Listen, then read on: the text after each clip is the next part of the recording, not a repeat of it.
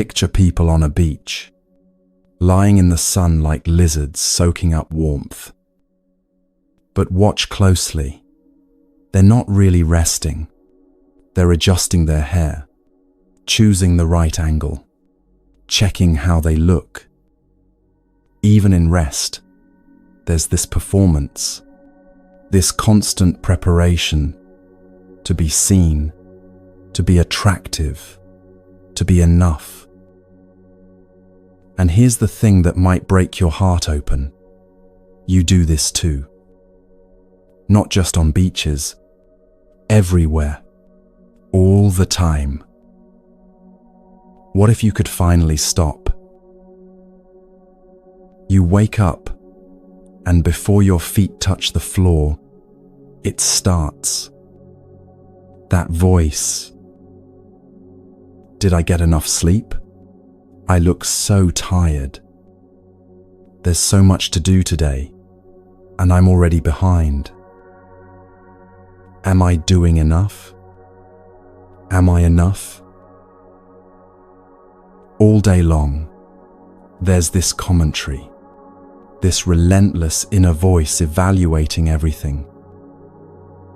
How you sounded in that conversation. People probably thought you were awkward. You're falling behind everyone else. When you finally sit down to rest, the voice says, you should be doing something. You're being lazy. You're wasting your life. Even your rest is a performance. Even your solitude is crowded with judgment. We're going to walk an ancient path together, 2,500 years old, and it understands exactly what you're experiencing. We're going to find where this voice came from, why it's so loud, and how to transform it into something quieter, kinder. If you can, get comfortable. Your pace, no rush. Let's walk together.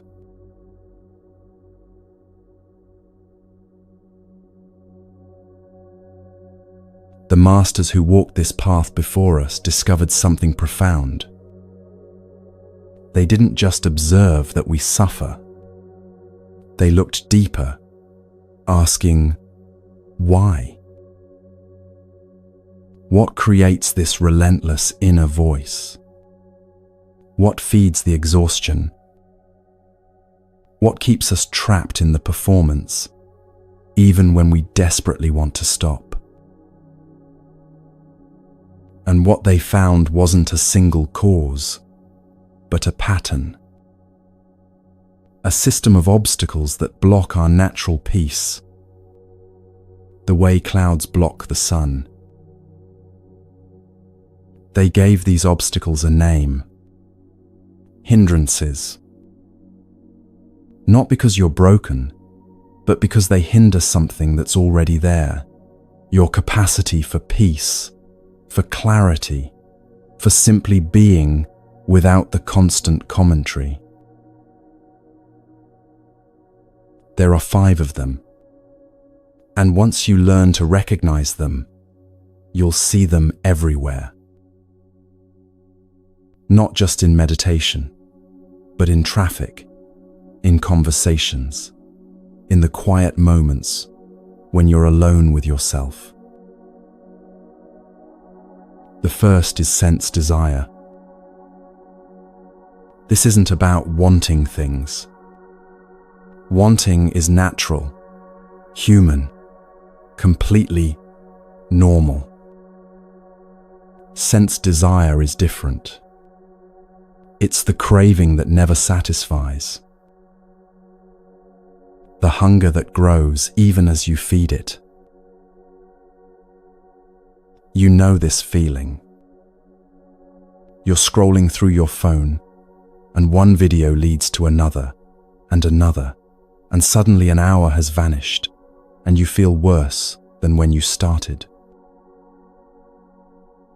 Or you're eating not because you're hungry, but because something in you is searching for satisfaction through taste, through sensation, through anything that might fill the void for a moment. Sense desire whispers, if you just get this, you'll be satisfied. This meal, this purchase, this experience, this person's approval. And you believe it because the whisper is so convincing. So you reach for it. And for a moment, there's pleasure. For a moment, the void seems filled. But then it empties again. And the craving returns, stronger than before. The Buddha saw this pattern 2,500 years ago, before smartphones, before consumer culture, before any of the modern tools of desire. He saw it in the human heart itself. The way we reach outward, endlessly, hoping the next thing will be the thing that finally completes us. But completion doesn't come from outside. And sense desire keeps you locked in the search, convinced that peace is just one more acquisition away. The second hindrance is ill will. This is the voice that criticizes, the one that judges, resents, attacks. Sometimes it's turned outward, anger at the person who cut you off in traffic, irritation at your coworker's incompetence, resentment towards someone who has what you want.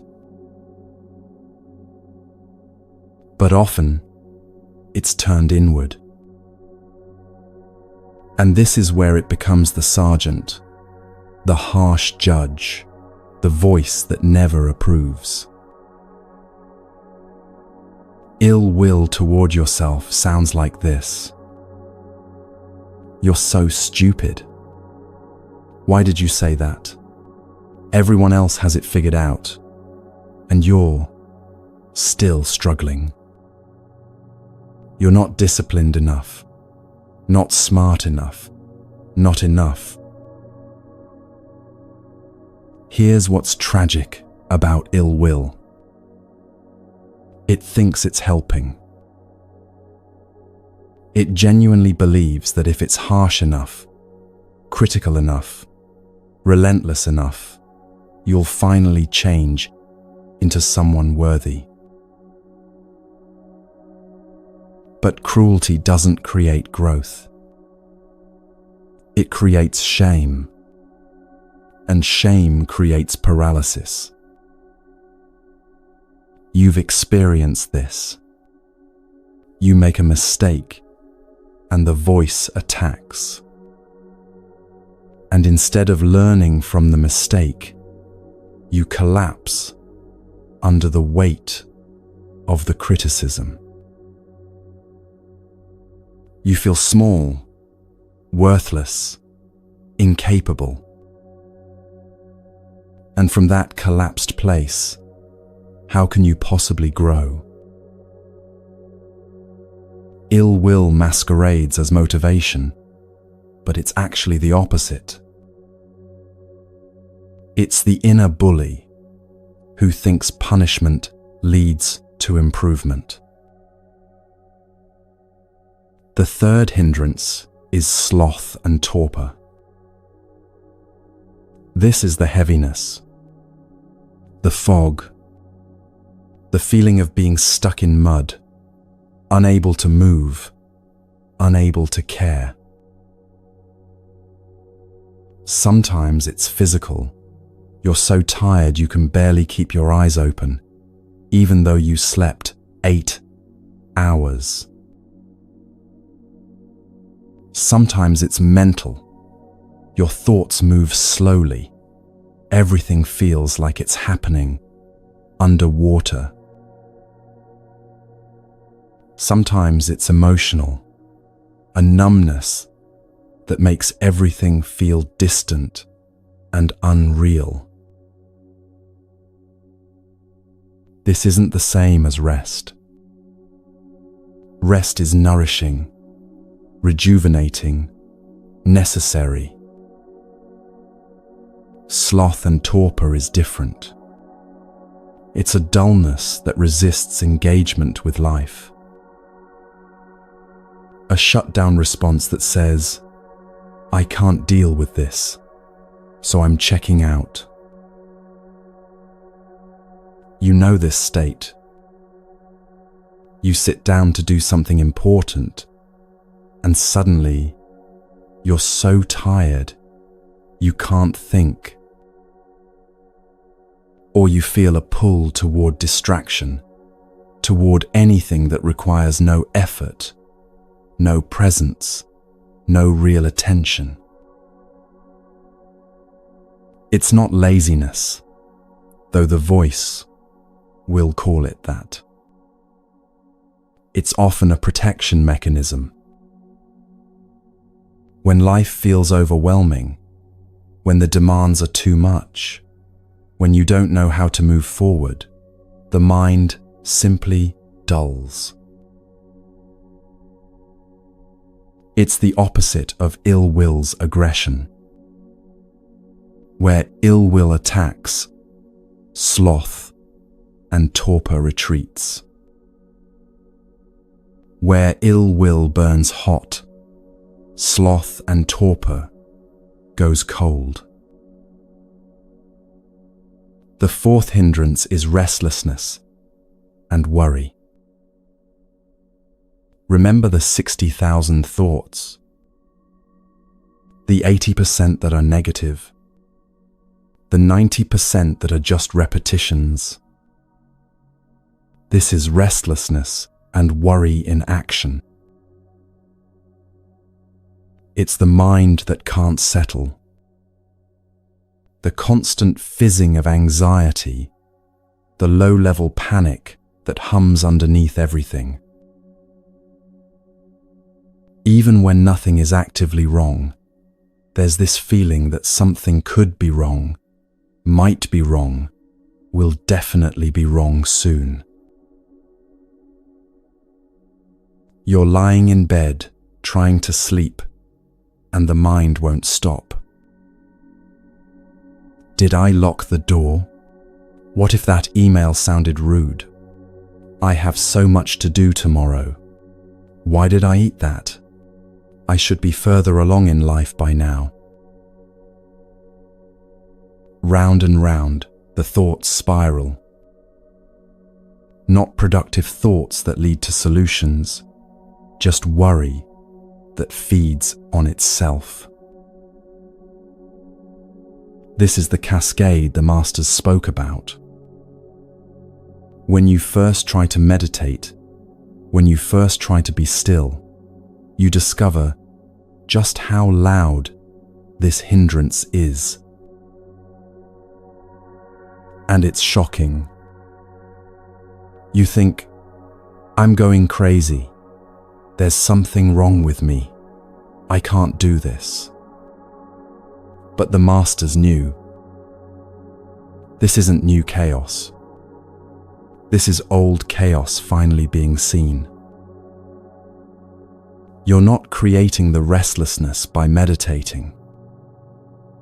You're just finally noticing what's been running in the background all along. The fifth hindrance is doubt. Not the healthy skepticism that questions and investigates, but the paralyzing doubt that whispers, "This won't work for you. You're not capable of this. Other people can find peace, but you're different. You're too broken, too far gone, too flawed." This is spiritual doubt manifesting as low self-worth. It's the voice that says, even if these teachings are true, even if this path works for others, it won't work for me. You've heard this voice. Maybe you're hearing it right now. Who are you to think you can meditate? Who are you to seek enlightenment? You can't even get through a day without scrolling your phone for hours. You can't even rest without guilt. How could you possibly walk a spiritual path? Doubt is insidious because it masquerades as realism. It says, I'm just being honest about my limitations. But it's not honesty. It's fear. Fear that if you try and fail, you'll prove what you've always suspected, that you're not enough. So doubt keeps you from trying at all. Now here's what the masters understood that changes everything. These 5 hindrances don't operate in isolation. They interact. They reinforce each other. They create feedback loops that keep you trapped. Watch how it works. Sense desire reaches for something to fill the void. Let's say you're scrolling social media. You see someone's success, and ill will arises. Comparison, envy, resentment. That resentment feels bad, so sloth and torpor kicks in. You feel heavy, numb, disconnected. The numbness is uncomfortable, so restlessness and worry start spinning. What's wrong with me? Why can't I just be happy for them? I'm such a terrible person. And then doubt arrives with the final blow. See, you're too broken for this. You'll never change. 5 minutes. One simple scroll. All 5 hindrances activated in a chain reaction. Or another pattern. You sit down to meditate because you know you should. Restlessness and worry immediately flood in. Your mind is chaos. You can't focus. Doubt whispers, you're doing it wrong. You're not cut out for this. Ill will joins in. You're so undisciplined. Why can't you do something so simple? That criticism feels harsh. So sloth and torpor dulls everything. Suddenly, you're so tired. Meditation can wait. And then sense desire offers an escape. Just check your phone for a minute. Just watch one video. The hindrances work together. They're a system, not isolated problems. And when you see the system, you start to understand why simply trying harder doesn't work. You can't willpower your way out of a feedback loop. But here's the hope. These aren't character flaws. They're not evidence that you're broken, or bad, or uniquely flawed. They're universal human experiences that the Buddha identified 2,500 years ago. Everyone experiences these hindrances. The difference between suffering and freedom isn't whether you have them. It's whether you recognize them. When you don't recognize them, they control you. Sense desire pulls you toward endless consumption. Ill will makes you cruel to yourself and others. Sloth and torpor keeps you stuck. Restlessness and worry exhaust you. Doubt prevents you from even trying. But when you learn to see them, when you can notice, oh, that's sense desire, that's ill will, that's doubt, they begin to lose their grip.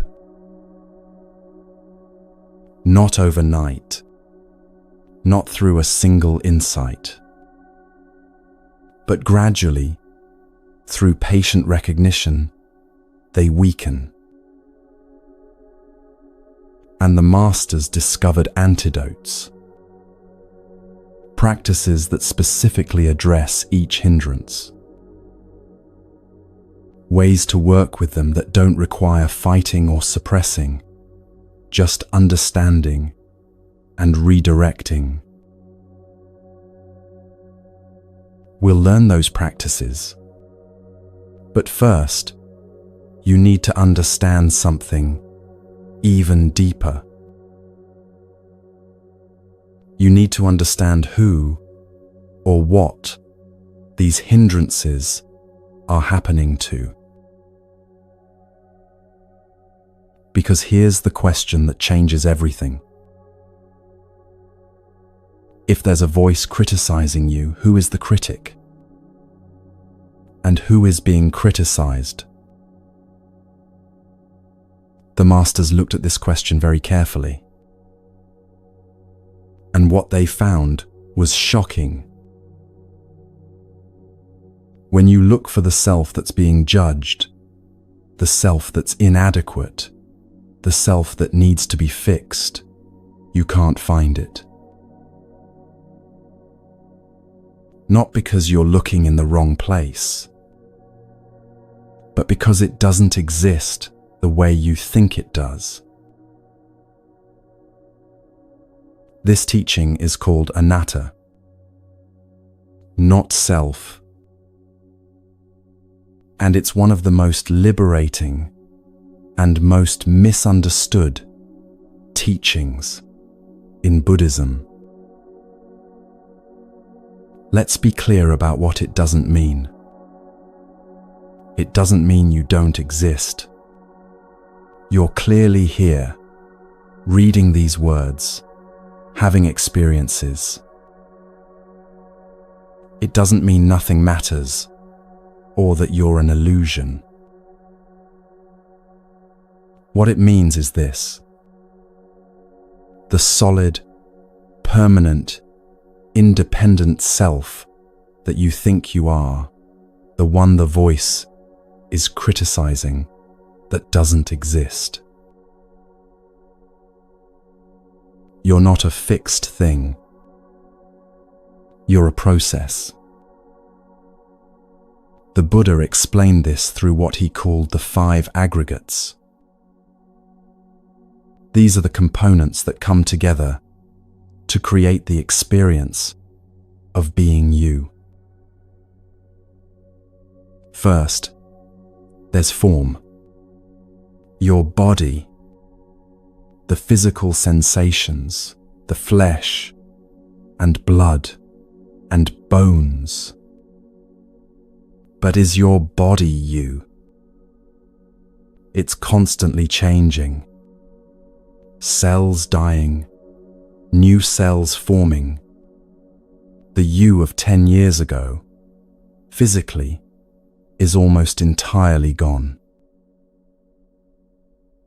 Second, there's feeling.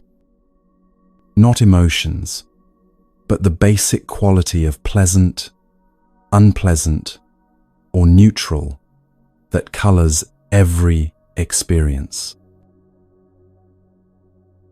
But is feeling you? Feelings arise and pass constantly. One moment pleasant, the next unpleasant.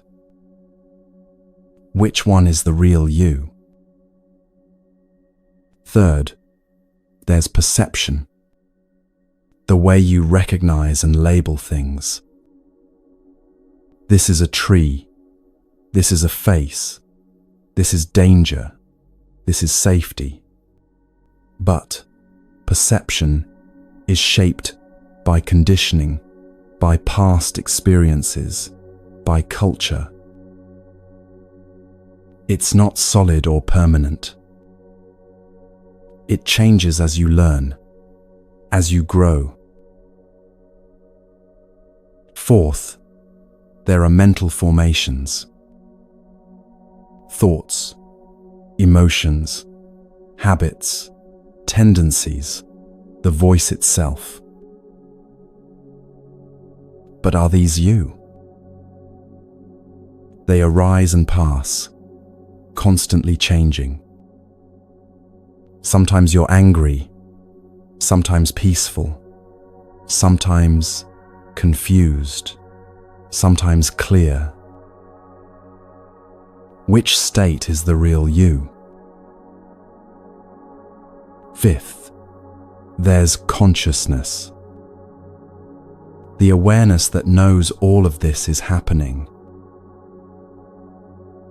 But even consciousness arises and passes.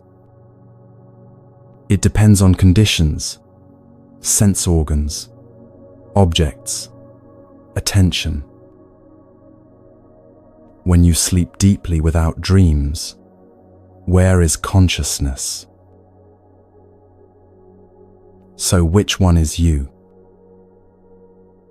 The body that's constantly changing? The feelings that arise and pass? The perceptions that shift with experience? The mental formations that come and go like weather? The consciousness that depends on so many conditions? When you look carefully, you can't find a solid, permanent self anywhere. What you find instead is a process, a flowing river of experiences, constantly changing, constantly becoming. And here's why this matters for the voice that's been tormenting you. The voice criticizes a you that it believes is solid and permanent. It says, "You are lazy, you are inadequate, you are flawed." It treats these qualities as fixed, unchangeable facts about who you are. But if there's no fixed self, these criticisms lose their sting. You're not permanently anything. You're not a lazy person. Sometimes lazy tendencies arise. You're not an inadequate person. Sometimes feelings of inadequacy arise. You're not a flawed person. Sometimes you act in ways you regret. Do you feel the difference? One is identity. The other is experience. Identity is fixed, permanent, damning. Experience is fluid, temporary, workable. Let me give you a concrete example. You're driving and someone cuts you off. Immediately, you feel anger, but then you personalize it. That person is an idiot. They're reckless. They're inconsiderate. But here's what's actually happening.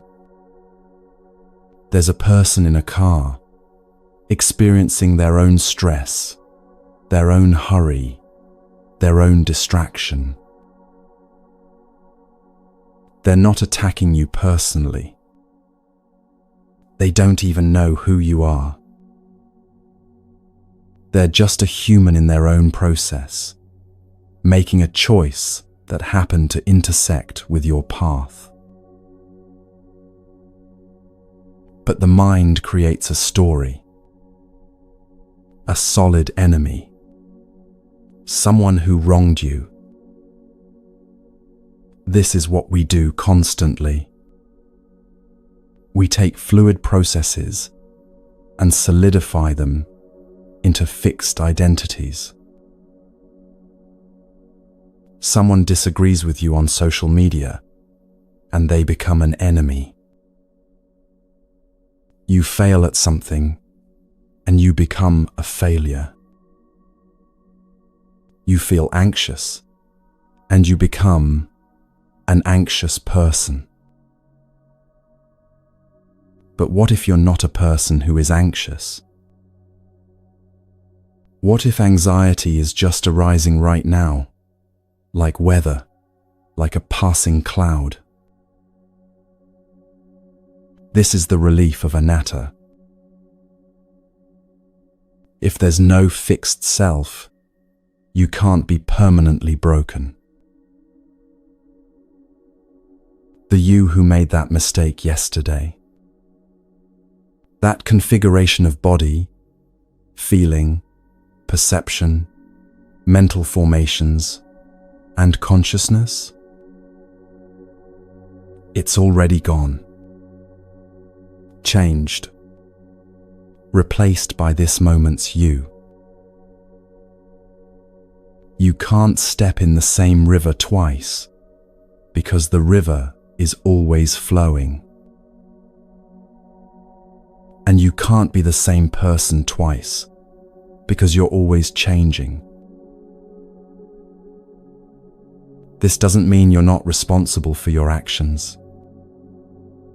It means you're not condemned by them.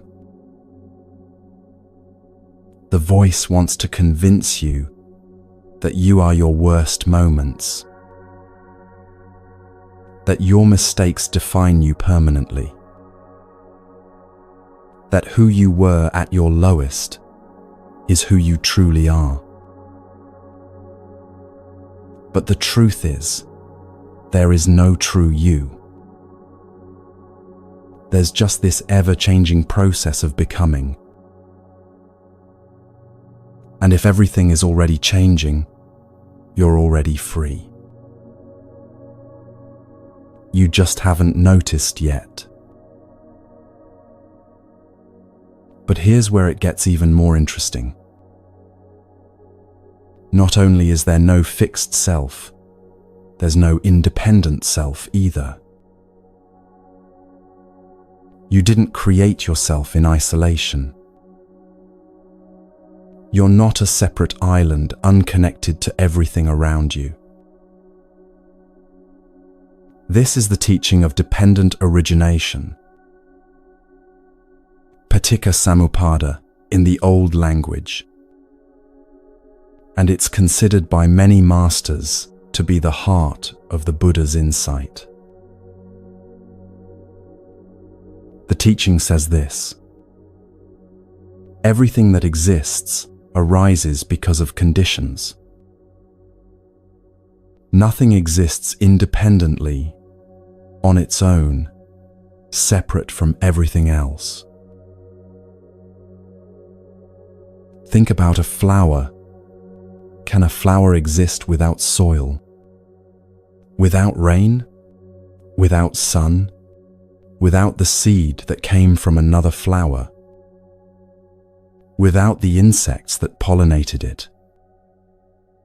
Without the entire ecosystem that supports its existence? When you look at a flower, you're not seeing an independent thing. You're seeing soil, rain, sun, seeds, insects, air, time, all coming together in this temporary form we call flower. The same is true for you.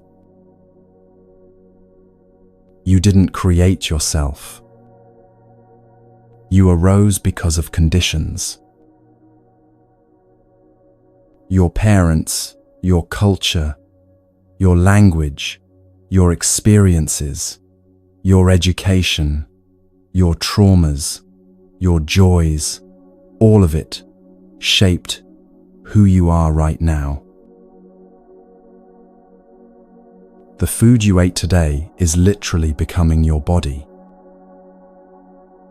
The thoughts you think are influenced by every conversation you've ever had. The emotions you feel are shaped by patterns learned in childhood and reinforced over years. You are the result of countless causes and conditions, most of which you didn't choose and can't control. So when the voice says, "You should be different, you should be better, why can't you just change?" The answer is, because you are the product of everything that came before. This isn't an excuse. It's not permission to give up or stop trying. It's understanding. And understanding brings compassion.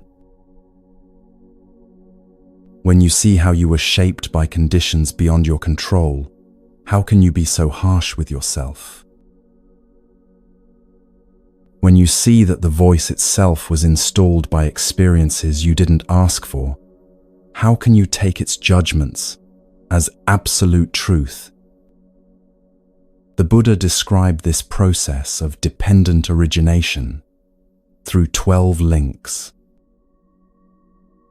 Each link conditions the next, creating a chain that leads from ignorance to suffering. It's not important to memorize all 12 links. What's important is to see the pattern. Ignorance leads to mental formations.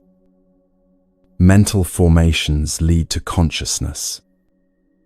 Consciousness leads to name and form. Name and form lead to the 6 sense bases. The sense bases lead to contact. Contact leads to feeling. Feeling leads to craving. Craving leads to clinging. Clinging leads to becoming. Becoming leads to birth. Birth leads to aging and death, to sorrow and suffering. It's a chain, one link leading to the next, automatically, unless you interrupt it. Let me show you how this works in daily life. You're scrolling social media. You see someone's post about their success, a promotion, a beautiful vacation, a perfect family moment. Contact happens. Your eyes meet the image. Feeling arises, unpleasant, a tightness in your chest. Craving follows. You want what they have, or you want to feel differently than you feel right now. Clinging happens. Your mind grabs onto the comparison, building a story about how your life doesn't measure up. And suffering results. You feel inadequate, behind, less than, The whole chain happens in seconds. You didn't consciously choose it. It unfolded automatically, link by link. But here's the powerful part. You can break the chain. Not by avoiding contact. You can't control what you see. Not by suppressing feeling. Feelings arise naturally. But at the point of craving. At the moment when feeling could lead to craving, or could just be feeling. This is where awareness enters. You see the post. Contact. Feeling arises. Unpleasant. And right there, before craving solidifies, you notice. Oh, there's an unpleasant feeling. There's a pull to compare. There's the beginning of a story about inadequacy. And in that noticing, the chain can break. You don't have to follow the pull. You don't have to build the story. You can just see feeling unpleasant, impermanent, and move on. This is the practice. Not perfection, but recognition. Not eliminating feelings, but not being controlled by them either. Another example. You make a mistake at work. Your boss points it out. Contact. You hear the words. Feeling unpleasant, sharp. And then the chain usually unfolds automatically. Craving to be seen differently, to undo the mistake. Clinging to shame, to the identity of someone who messed up. Suffering, you feel worthless. You catastrophize. You imagine being fired. You spiral. But with awareness, you can interrupt. Mistake happened. Boss noticed. Feeling arose. Unpleasant. And then pause. Do I need to build a story about this? Do I need to make this mean I'm inadequate? Or can I just acknowledge, yes, I made a mistake, I'll fix it, and this doesn't define my worth? Breaking the chain doesn't require superhuman willpower. It requires seeing the chain in the first place. And the more you see it, the more freedom you have. This isn't blame. You didn't create the chain. It's ancient, automatic, human. But it is yours to work with. This is understanding. And understanding is freedom. Now there's one more teaching that ties all of this together. One more insight that the masters discovered about why you suffer and how you can be free. It's the teaching of impermanence. Anicca. Everything changes. Everything. All the time. You know this intellectually. Of course, things change. Seasons change, people age, circumstances shift. But do you really know it? Do you live as if it's true?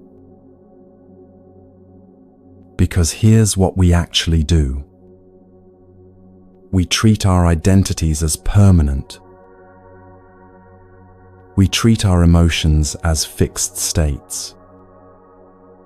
We treat our circumstances as solid facts about our lives. I am an anxious person. I am someone who can't meditate. I am stuck in this situation.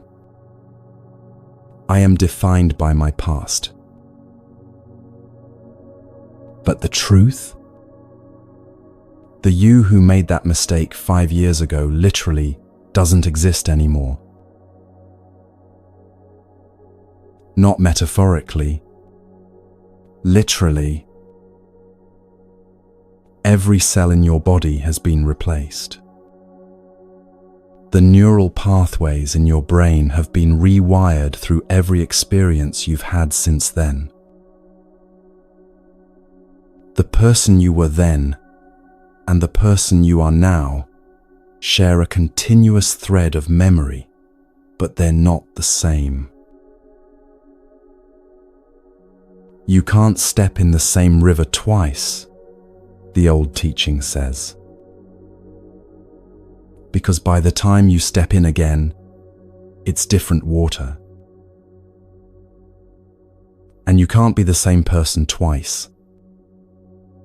Because by the next moment, you've already changed. This is liberation. If everything is impermanent, nothing can define you permanently. The voice wants you to believe in permanent identities. You're lazy. You're broken. You're unworthy. These are fixed facts about who you are, the voice insists. But they're not facts. They're temporary states, arising and passing, based on conditions. You felt lazy yesterday because you were exhausted from poor sleep and emotional depletion.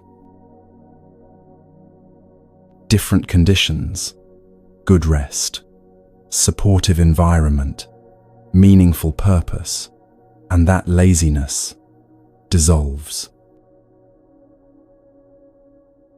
You felt broken after that relationship ended because grief and loss were present. But grief changes. Loss integrates. And you discover you're not broken. You're healing. You're growing. You're becoming something new. There's a story that illustrates this perfectly. A young man, impulsive and reactive, makes countless mistakes. He's the kind of person who acts without thinking, who lets emotions control him, who seems incapable of discipline. Everyone around him sees this as who he is. His family, his friends, probably he sees it himself. This is my nature, he thinks. I'm just impulsive. I can't change. But then something shifts. Maybe he encounters a teaching that resonates. Maybe suffering becomes intense enough that he has to find another way. Maybe conditions simply align in a new direction. And slowly, through practice, through patience, through training the mind, he changes. Not overnight, not through a single revelation, but day by day, choice by choice, moment by moment. Years later, that same person is unrecognizable. Calm where he was reactive, thoughtful where he was impulsive, disciplined where he was scattered.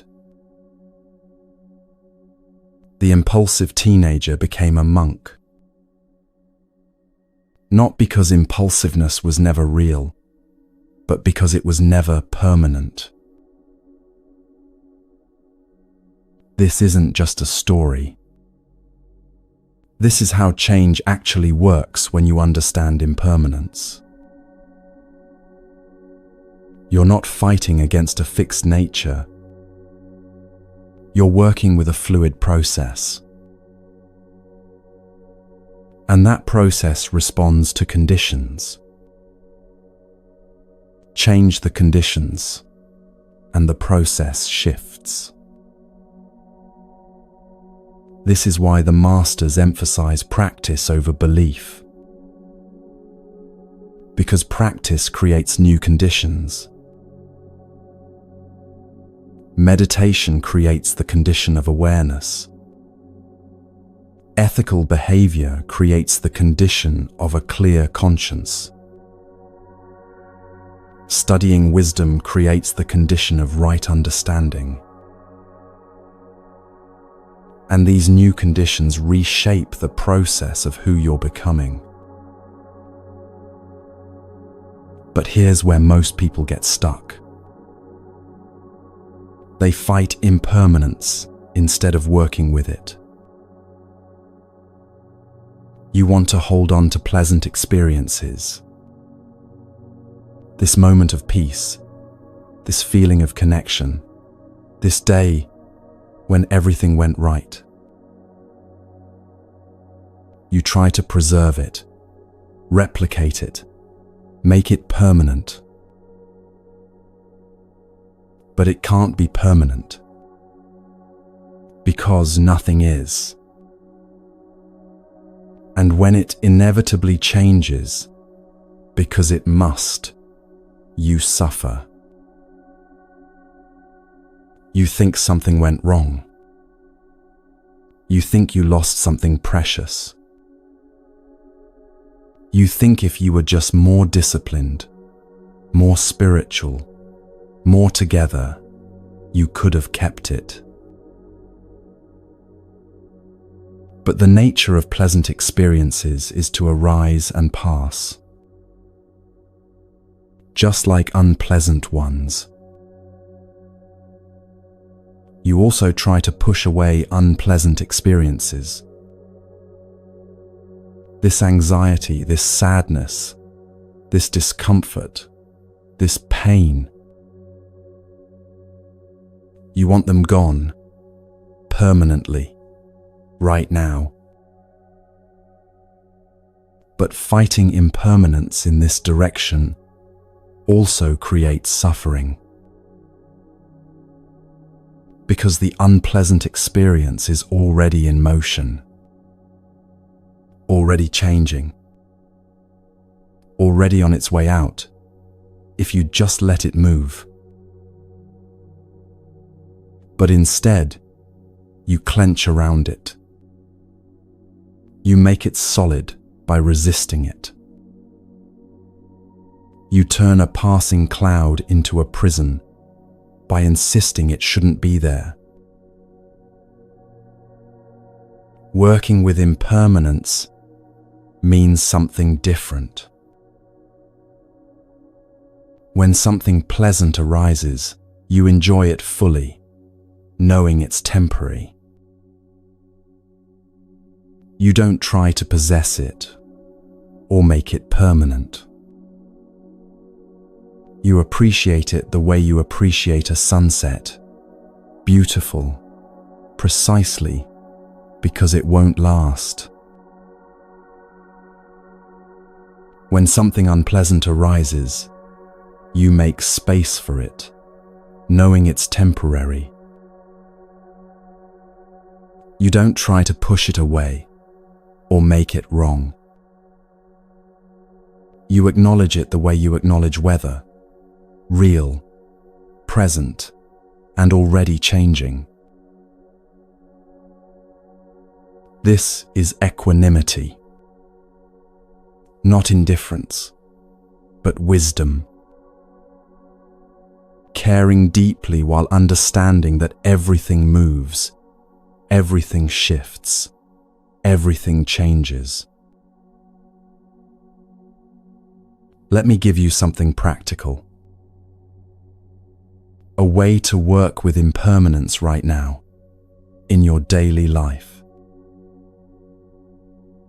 When you're feeling overwhelmed by an emotion, anger, anxiety, sadness, shame, try this. Don't name it as an identity. Don't say, I am angry, or I am anxious. Instead, say, anger is present, or anxiety is here, right now. Do you feel the difference? I am angry makes anger part of your identity. It's solid, permanent, defining. Anger is present makes anger a visitor. It's here now, but it's not you, and it won't stay forever. This tiny shift in language reflects a massive shift in understanding. You are not your emotions. You are not your thoughts. You are not your circumstances. These are all temporary experiences arising in awareness, staying for a while, then passing away. And if they're temporary, you don't have to be imprisoned by them. The past self, who made that choice? Already gone, changed by every moment since then.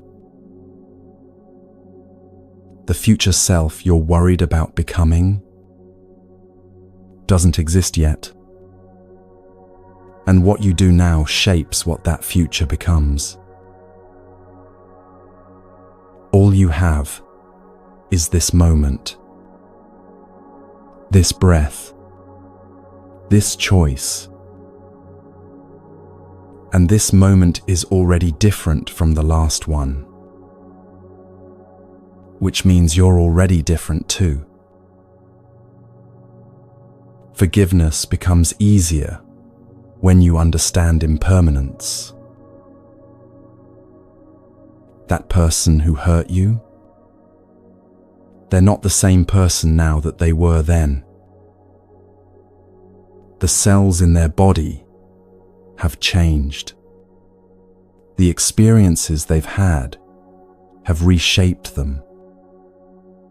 The person who hurt you literally doesn't exist anymore in the same form. This doesn't erase the harm. It doesn't mean you have to trust them again or welcome them back into your life. But it means you're not holding on to a ghost. You're not locked in battle with a version of someone who's already gone. The same is true for yourself. You don't have to keep punishing yourself for who you were 5 years ago, 5 months ago, 5 minutes ago. That version of you is already gone. What remains is this moment.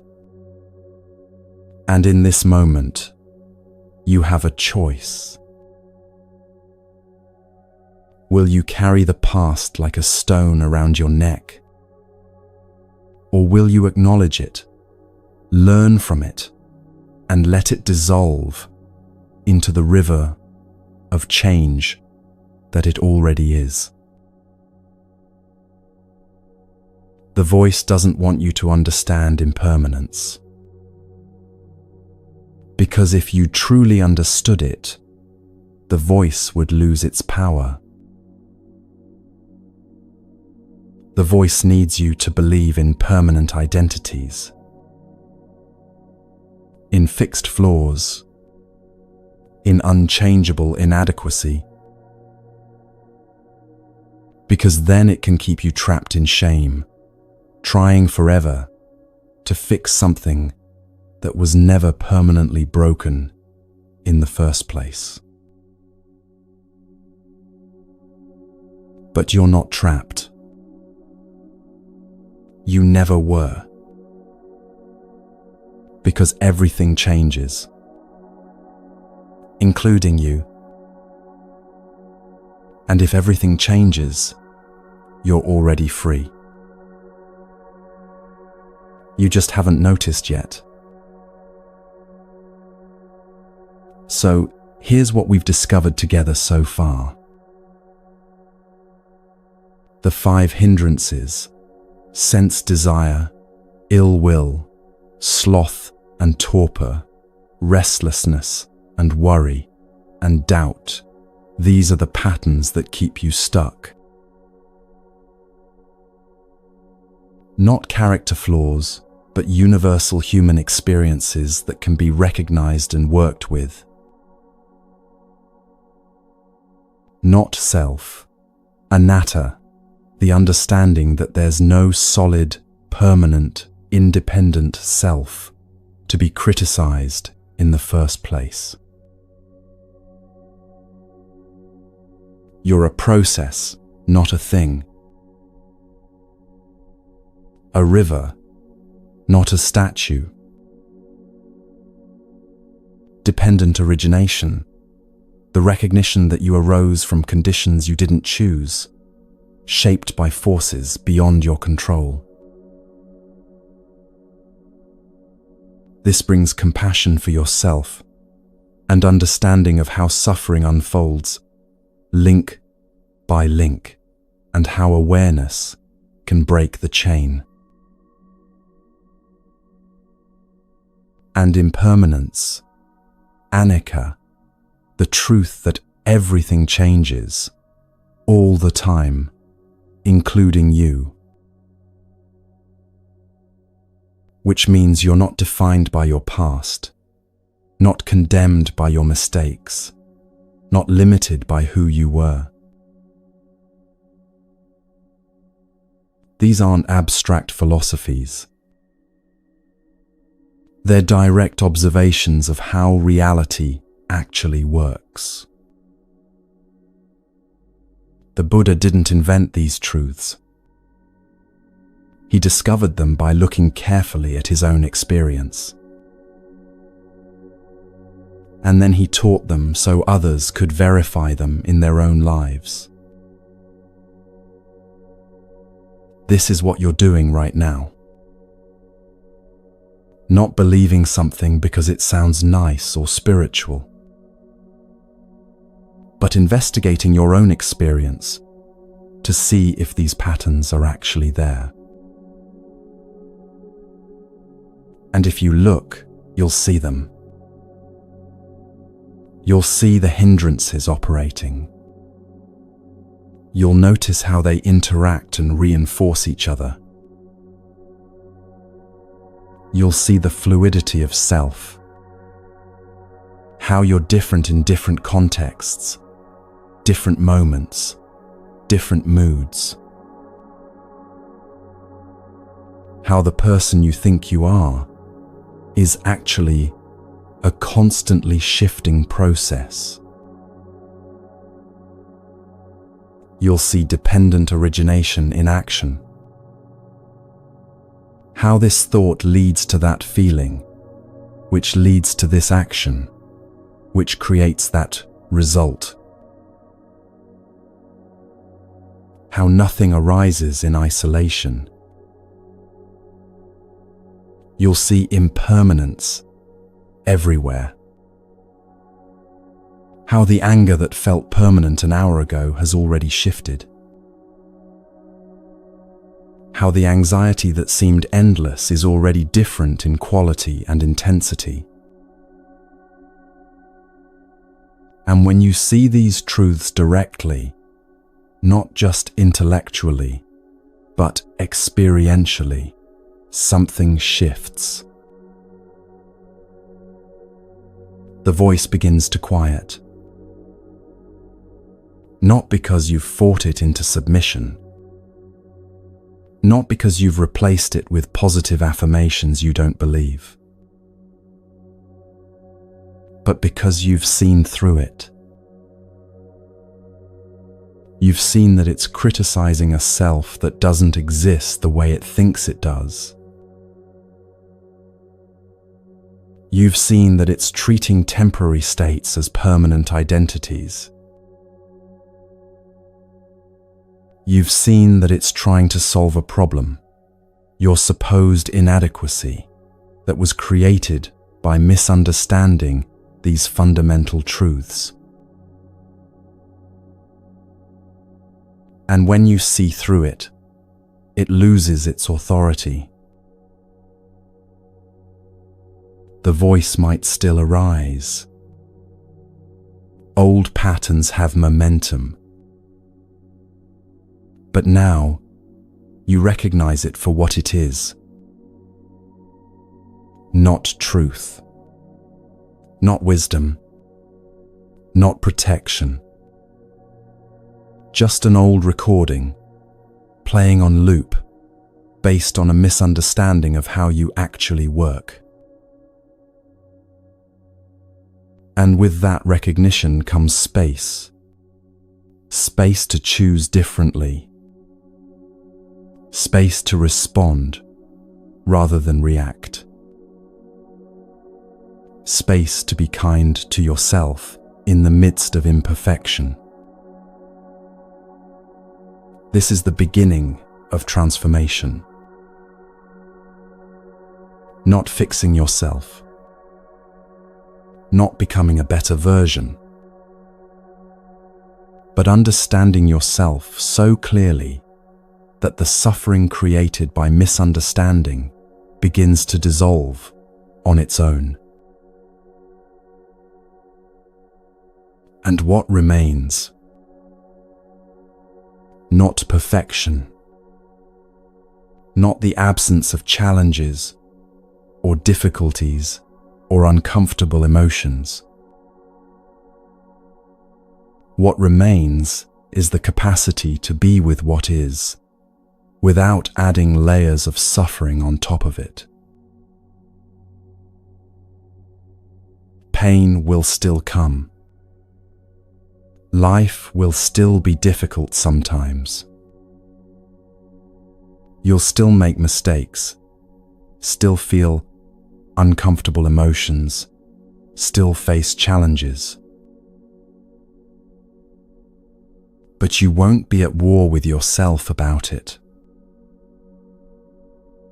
You won't take every difficulty as evidence of your fundamental inadequacy. You won't treat every mistake as proof that you're permanently flawed. You won't believe the voice when it says you're not enough, you'll never change, you're doing it all wrong. Because you'll know better. You'll know that you're a process, not a thing. That you arose from conditions, not from some essential brokenness. That everything changes, which means you're already changing, already free, already exactly what you need to be in this moment. This is the root of self-mistreatment. Not that you're bad or broken, but that you believed you were solid when you're fluid, permanent when you're changing, independent when you're interconnected, defined by your past, when you're being created fresh in every moment. And now that you see the root, you can begin to transform it. Not through violence, not through force, but through understanding, through practice, through patience, with the process of change that's already happening, whether you cooperate with it or not. The masters discovered this 2,500 years ago. And now you're discovering it too. Welcome to the path. Welcome to freedom.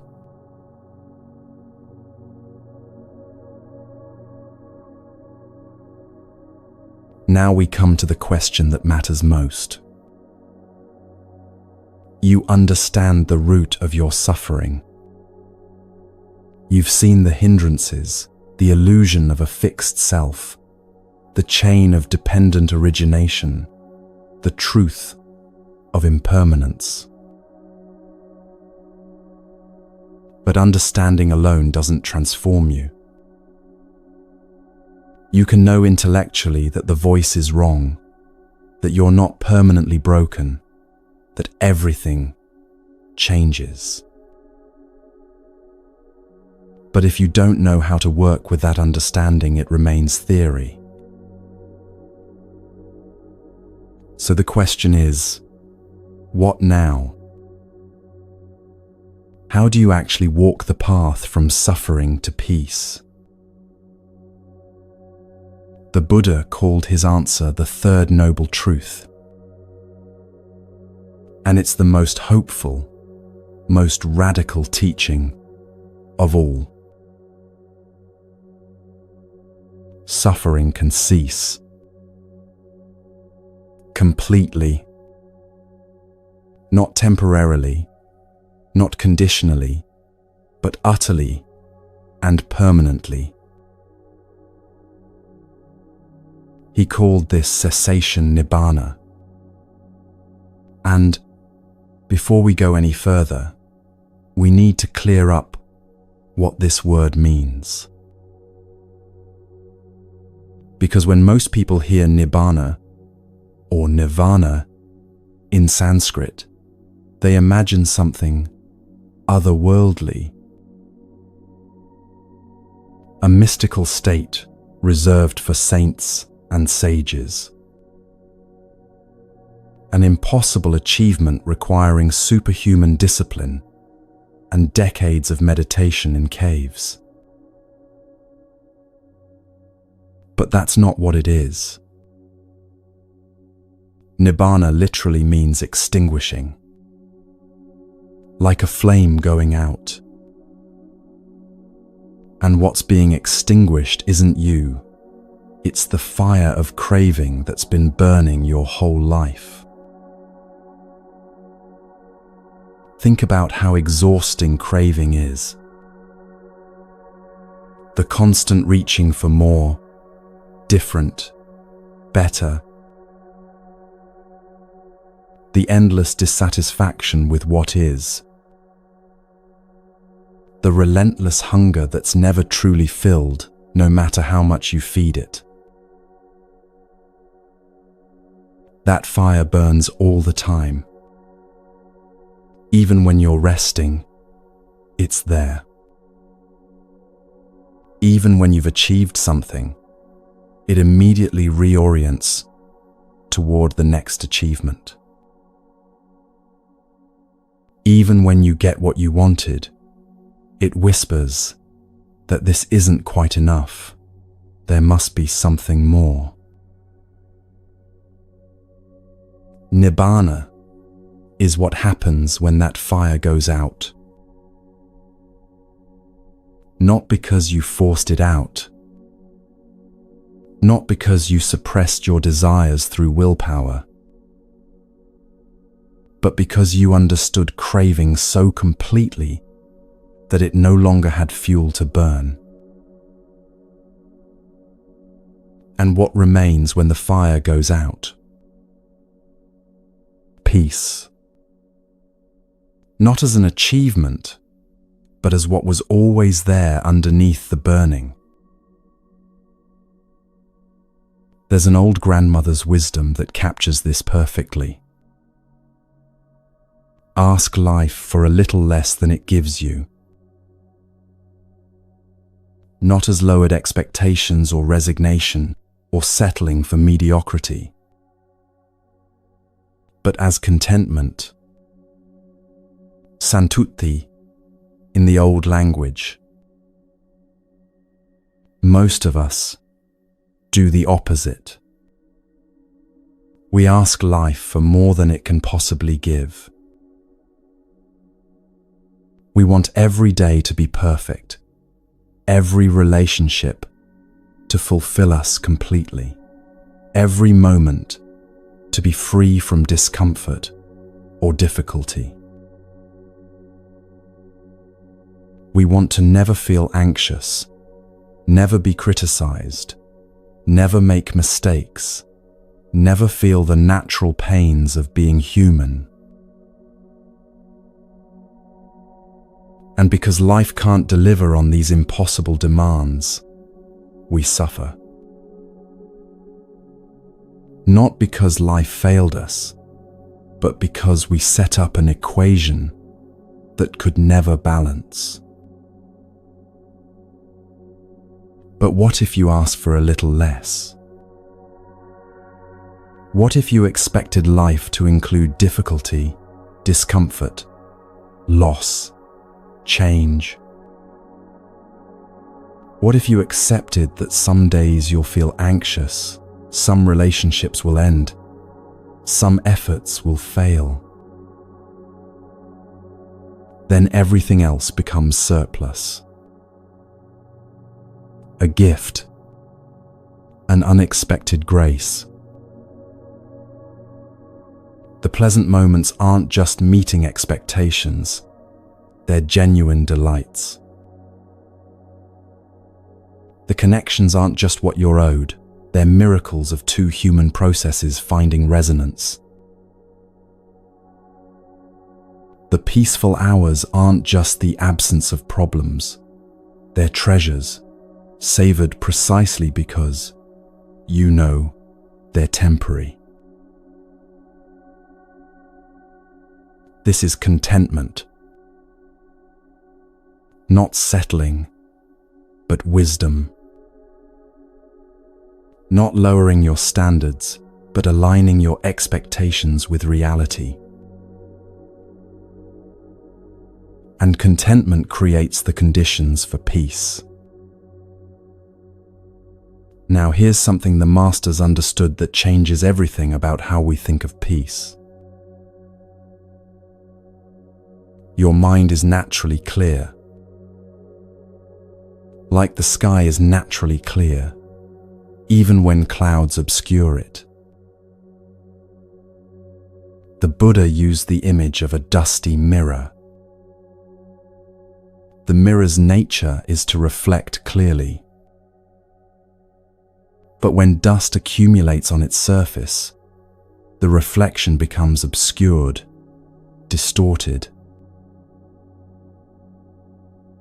You are the mirror. The dust is the hindrances, the craving, the ignorance, the belief in a solid self. And peace isn't something you add to the mirror. It's what the mirror does naturally when the dust is removed. This means you don't create peace. You uncover it. You don't achieve clarity. You remove what's obscuring clarity that was always there. This is why the path isn't about becoming a different person or fixing your fundamental brokenness. or earning your way to worthiness. It's about seeing through the dust, understanding the hindrances so clearly they begin to dissolve, recognizing craving so completely it loses its grip, perceiving impermanence so directly you stop clinging to what's already flowing away. The tradition speaks of 4 stages of awakening. And while we don't need to get technical about this, it's helpful to know the path has markers. Evidence that you're making progress, not just spinning your wheels. The first stage is called stream entry. It's when you've seen the truth clearly enough that you can never fully believe the old lies again. You might still struggle, still fall into old patterns, but there's a part of you that knows the self isn't solid, knows everything changes, knows suffering is optional, even when pain isn't. The second stage is when certain hindrances begin to weaken, particularly sense desire and ill will. They still arise, but they don't consume you the way they used to. The third stage is when those hindrances are essentially gone. Not suppressed, but understood so thoroughly they no longer pull you around.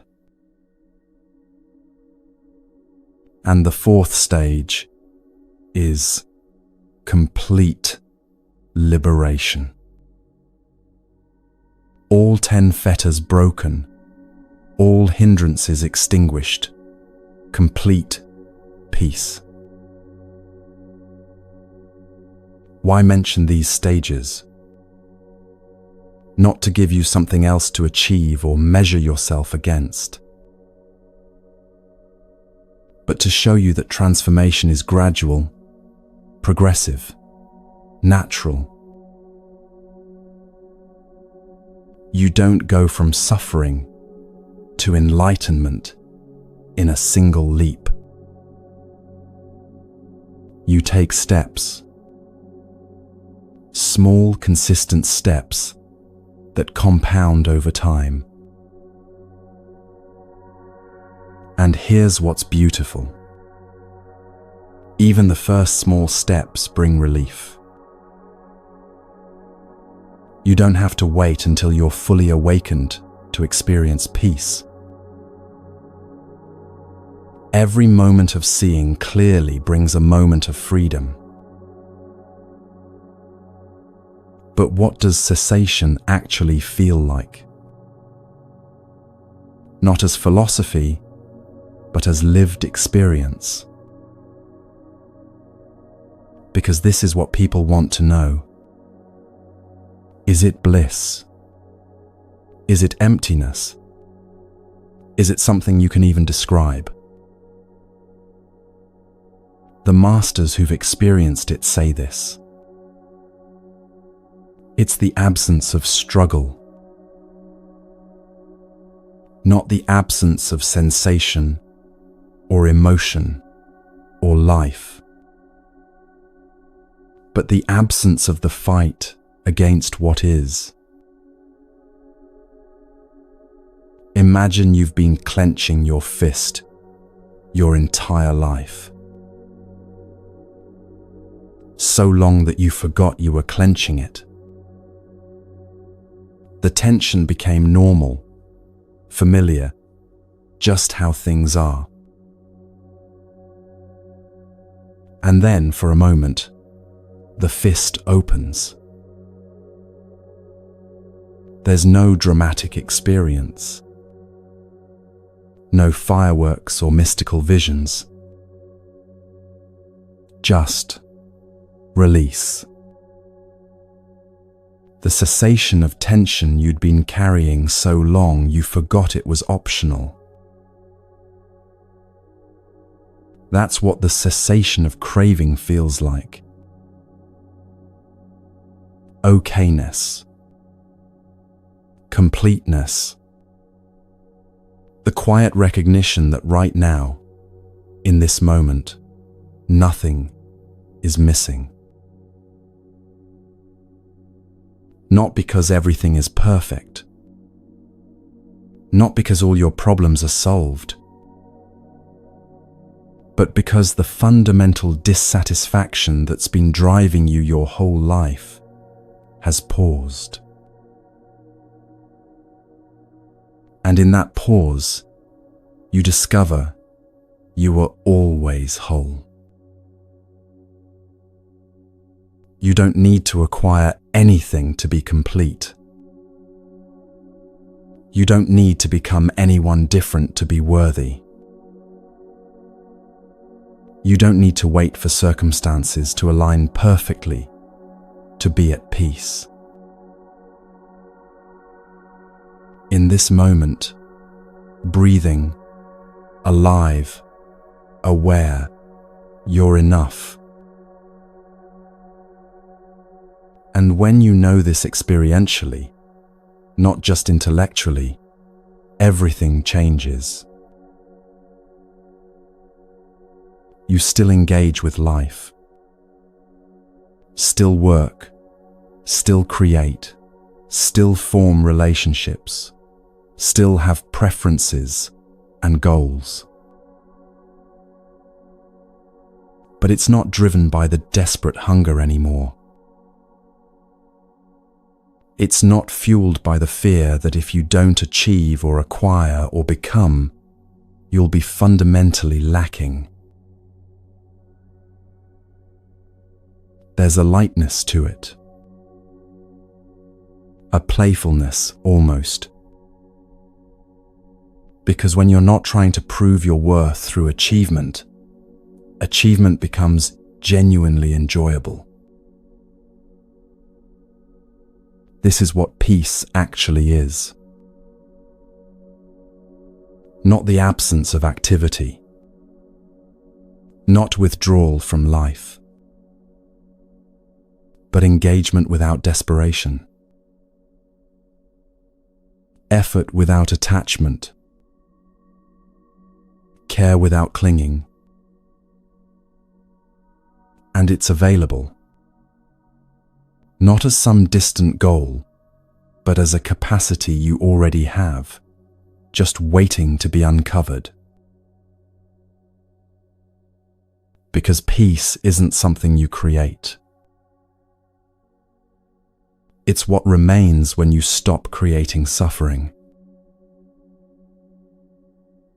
So now the question becomes, how do you stop creating suffering? Not through force or suppression or pretending problems don't exist, but through training the mind to see clearly, to stay present, to respond rather than react. This is where practice comes in. And the first practice, the foundation of everything else, is concentration. The Buddha called it samadhi, right concentration, the eighth factor of the Noble Eightfold Path. And before you think this means sitting cross-legged for hours in perfect stillness, understand what concentration actually means. It means training your attention to stay where you place it. That's it. Not mystical, not complicated. Just the ability to choose what you pay attention to and actually attend to it without being constantly pulled away by distraction. Right now, you probably don't have this ability. Not because you're broken, but because you've never trained it. Try this. For the next 10 seconds, pay attention only to your breath. Nothing else. Just the sensation of breathing. How long did you last before a thought pulled you away? 3 seconds? 5? Before you started thinking about what you're having for dinner, or replaying a conversation, or wondering if you're doing this right. This is normal. Your mind has been trained by modern life to jump constantly from stimulus to stimulus. Social media, notifications, endless content, constant stimulation. You've essentially trained yourself to have the attention span of a goldfish. And the voice loves this. Because when you can't sustain attention, you can't see clearly. You're always swept up in the thoughts and emotions and reactions, never able to step back and observe the pattern. Concentration training changes this. You learn to place your attention somewhere, your breath, a sound, a sensation, and keep it there. Not forever, not perfectly, but for increasingly longer stretches. And something remarkable happens. When your mind settles, when the constant jumping slows down, you begin to see what's been there all along. Remember the cascade we talked about? That waterfall of 60,000 thoughts? When you first try to meditate, you encounter it fully. And it's shocking. The sheer volume of mental noise, the relentlessness of it. Thought after thought after thought, barely any space between them. This is what the tradition calls the first stage of meditation development. It's not peace. It's discovery.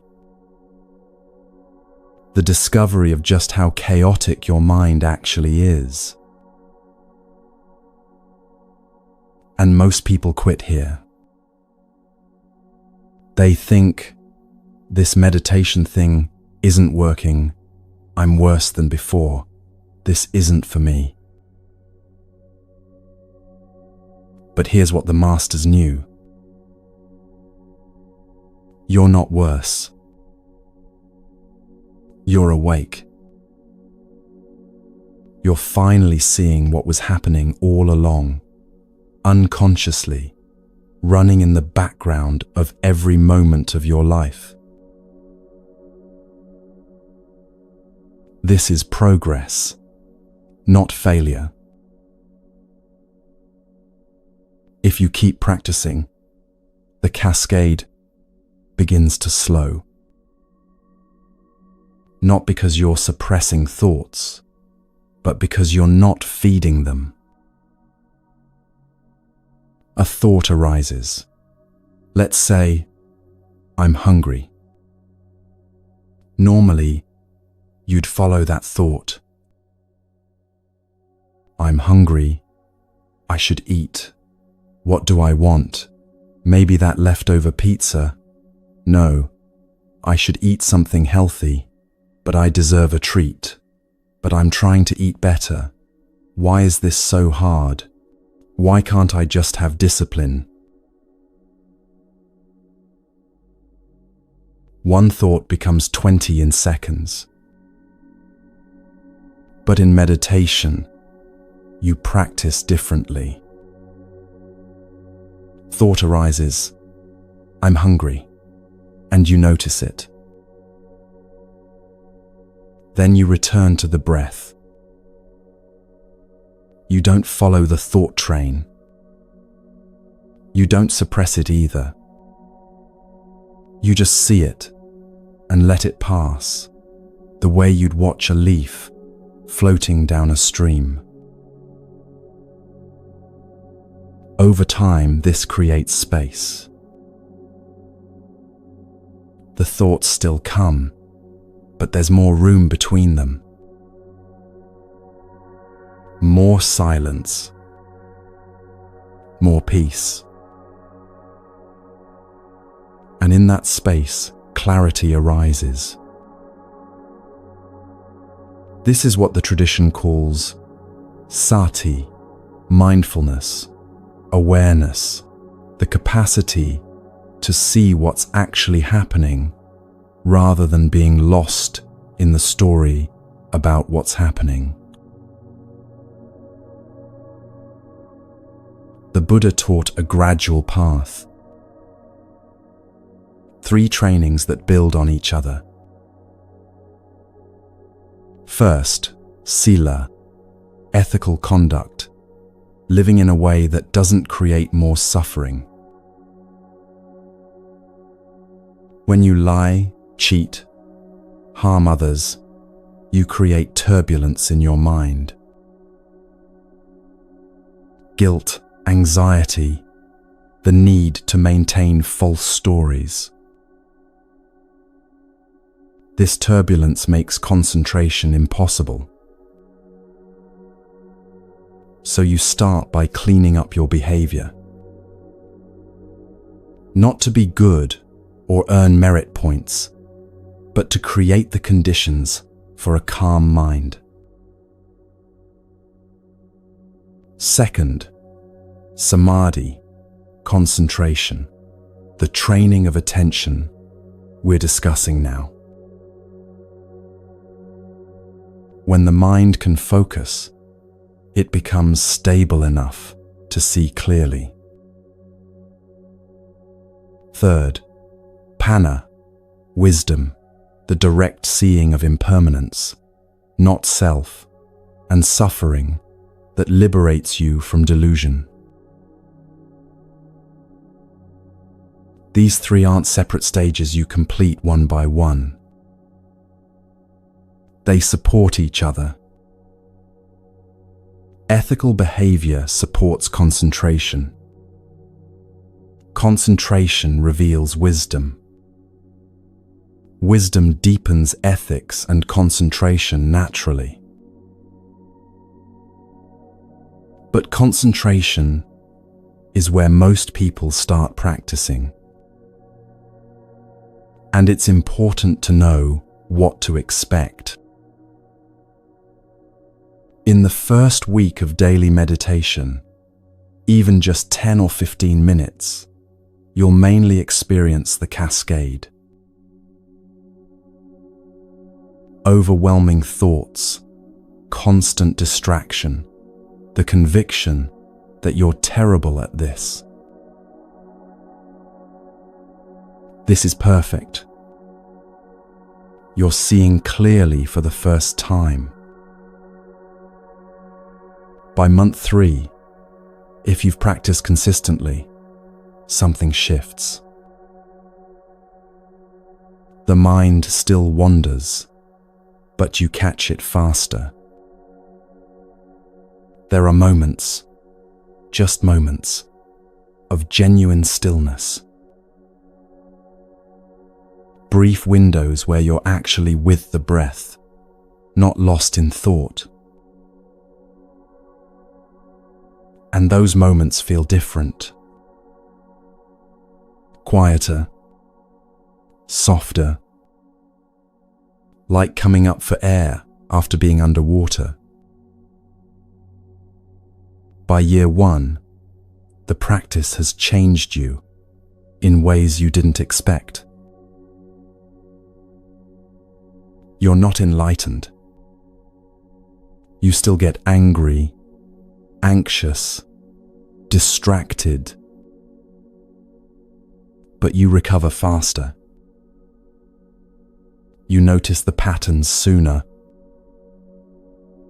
You have access to choice, where before you only had reaction. Someone cuts you off in traffic, and anger flares. But now there's a split second where you see it arising. And in that split second, you can choose. Do I feed this anger? Do I build a story about this terrible driver? Or do I just let it be anger, arising and passing like everything else? That choice, that tiny moment of freedom, that's what concentration training creates. But here's what people don't understand about meditation.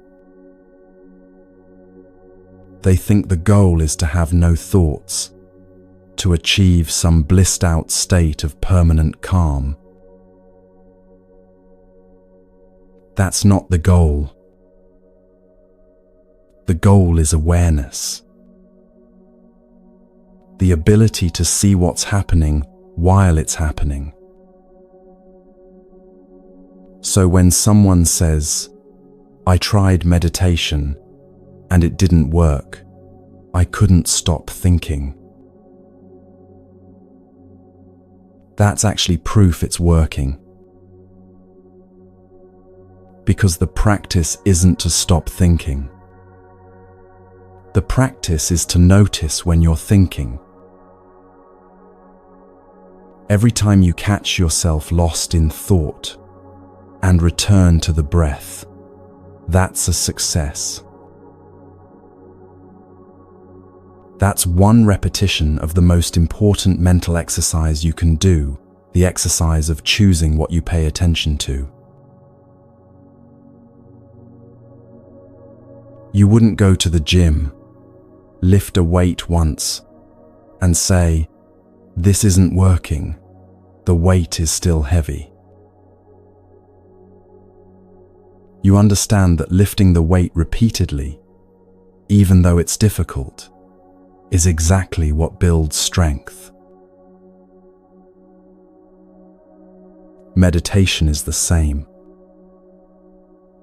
Returning to the breath 500 times in a 15-minute session isn't failure.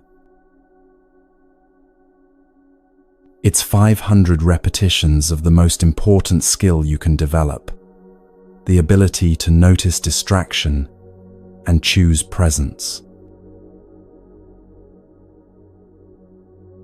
The Buddha taught 4 energies that support this practice. First, interest.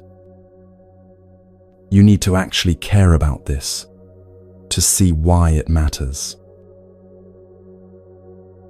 Not forced, artificial interest, but genuine curiosity about your own mind. Second, self-esteem. You need to believe you're capable of this, that you're not uniquely broken or hopeless. Third, joy. The practice should be enjoyable, at least sometimes. If it's only grim discipline, you'll quit. Find what makes it pleasant, the quiet, the stillness, the moments of clarity. Fourth, moderation. This is crucial. Don't meditate for 3 hours a day for a week and then burn out. Start with 10 minutes. Do it every day. Let consistency build the foundation. This is right effort. Not maximum effort, but wise effort. Sustainable, balanced, the middle way, applied to practice itself. Every moment of noticing you're distracted is the practice. Every return to the breath is a victory. You're already doing it right. Now, concentration alone won't liberate you.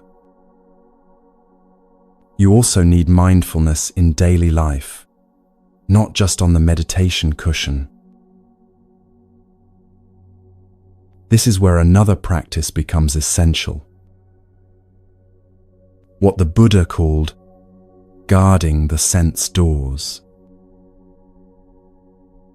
Indriya samvara, in the old language, sense restraint. Your mind has 6 sense bases: sight, sound, smell, taste, touch, and mind itself, the 6th sense that knows thoughts and emotions.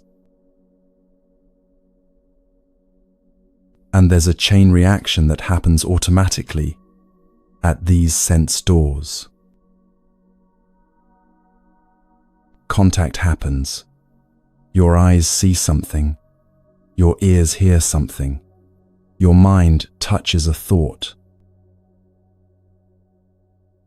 Feeling arises, pleasant, unpleasant, or neutral. Then, automatically, craving follows feeling.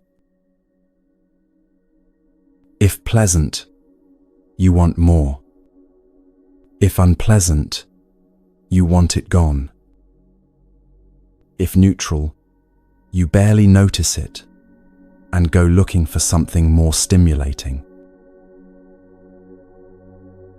And craving leads to suffering. This chain runs automatically unless you interrupt it. And the place to interrupt it is between feeling and craving. You can't control what you see or hear. You can't always control whether a feeling is pleasant or unpleasant. But you can learn to pause before craving takes over. Let me show you how this works with modern life. You're scrolling social media. Contact. Your eyes see an image. Feeling arises, unpleasant, a tightness in your chest, as you see someone's success and compare it to your own life. Normally, craving immediately follows. You crave to feel different, to have what they have, to be someone other than who you are. And that craving leads to more scrolling, searching for something that will make you feel better, which only makes you feel worse. But with mindfulness, you can catch it.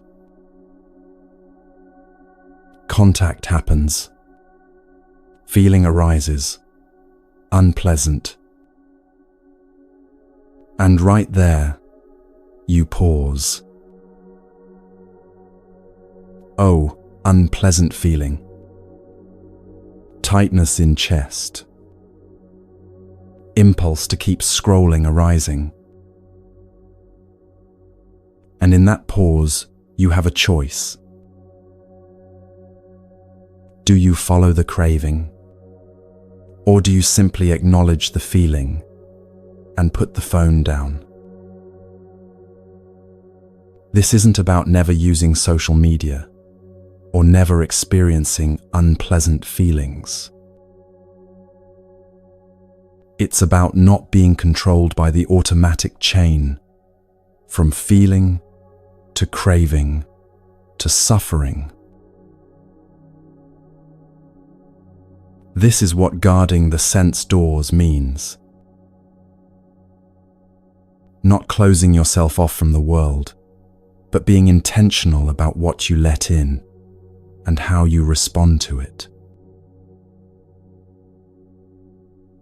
In the Buddha's time, the main source of sense stimulation was other people and nature. Now, we have infinite stimulation available at every moment. Your phone alone gives you access to more information, more images, more sounds, more content than any human in history had in their entire lifetime. And this matters because every contact creates a feeling. Every feeling has the potential to trigger craving. And you're making thousands of contacts every day, mostly unconsciously, letting the chain run automatically. No wonder you're exhausted. So practicing sense restraint means creating boundaries. Not harsh boundaries that feel like deprivation, but wise boundaries that protect your peace. Maybe you don't check your phone first thing in the morning. Maybe you don't scroll before bed. Maybe you turn off notifications. Maybe you choose one day a week to be device-free. These aren't rules to make you virtuous. They're conditions that support a calm mind. Because here's what happens when you reduce the stimulation. You get bored. And boredom, it turns out, is a gateway. Our culture treats boredom as something to avoid at all costs. The moment you're unstimulated, you reach for your phone, turn on the TV, find something, anything, to fill the space. But the masters knew something different. Boredom is where creativity lives. Boredom is where reflection happens. Boredom is where you actually encounter yourself. In Pali, it's called Yoniso Manasikara, wise attention. The kind of attention that only arises when you're not constantly distracted. When you're bored, you're forced to be with what is. And at first, what is might be uncomfortable. Restlessness, anxiety, the voice wanting to know why you're wasting time.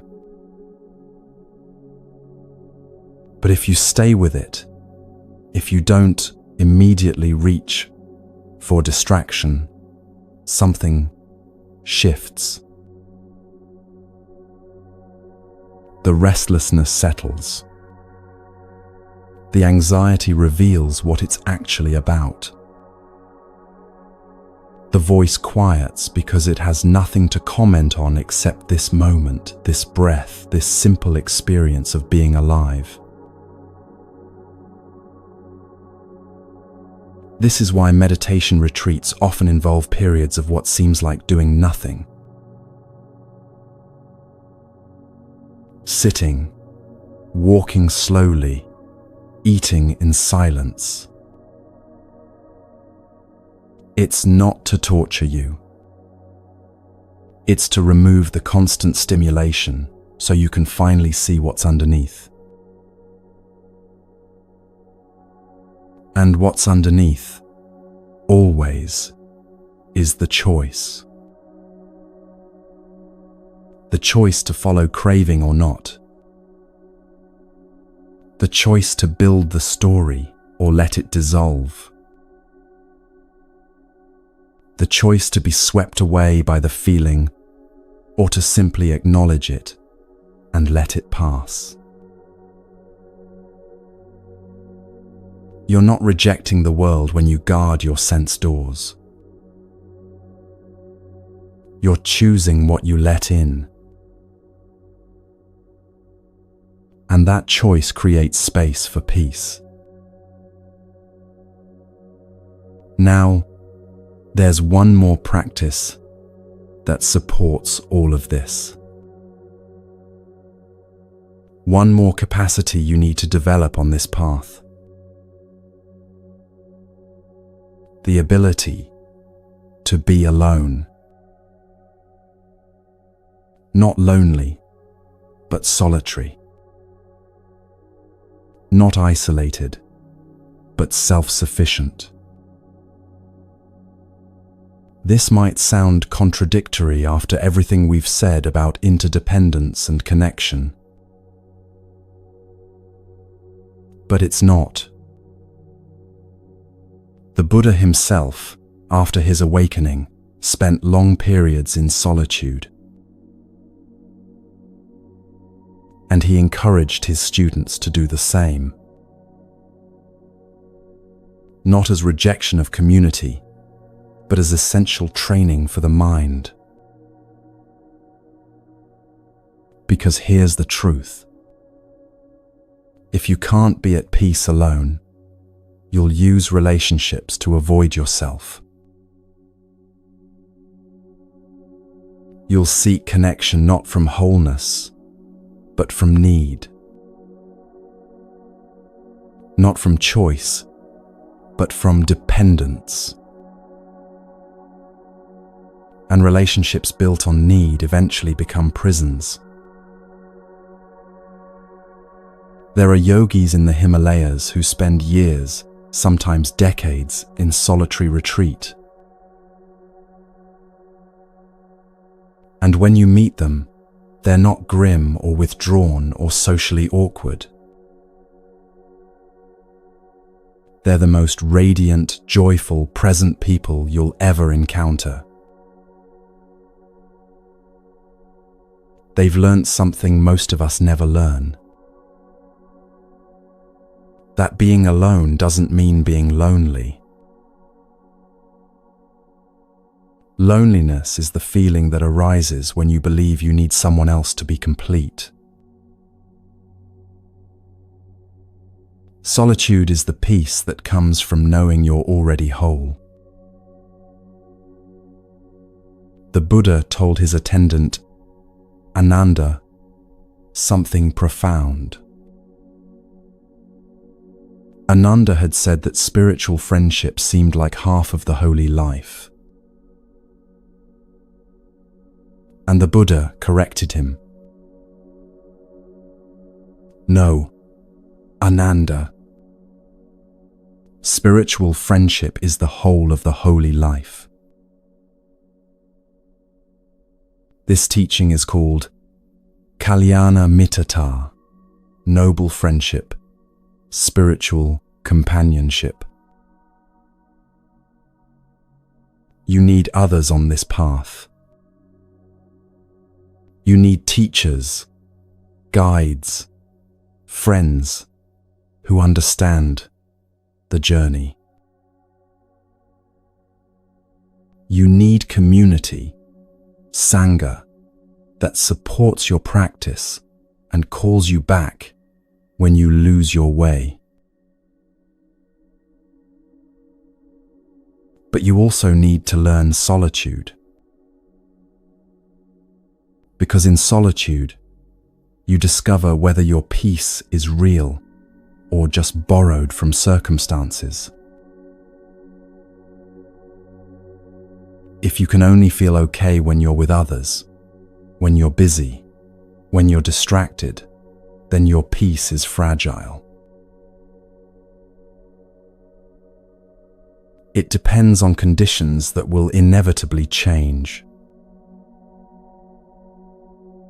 But if you can sit alone in a quiet room and be at peace, not entertained, not stimulated, just simply okay with being, then you've found something real. This is the balance. Solitude for practice, for going deep, for discovering your own capacity for peace. And community for support, for learning, for the joy of connection with others, walking the same path. Neither extreme works. Total isolation becomes self-absorbed, disconnected from the reality of interdependence. Total dependence on others becomes exhausting, draining, a constant search for something external to fill an internal void. But when you can move fluidly between solitude and connection, both become enriching rather than depleting. You sit alone and it's peaceful. You sit with others and it's joyful. Neither is running away. Neither is clinging. The teaching here is quality over quantity in relationships. You don't need 100 acquaintances. You need a few genuine friends who understand the path, who support your growth, who reflect your own commitment to waking up. The Buddha called this associating with the wise. Not the famous or successful or impressive, but people who embody the qualities you're trying to cultivate. People who are kind without being weak,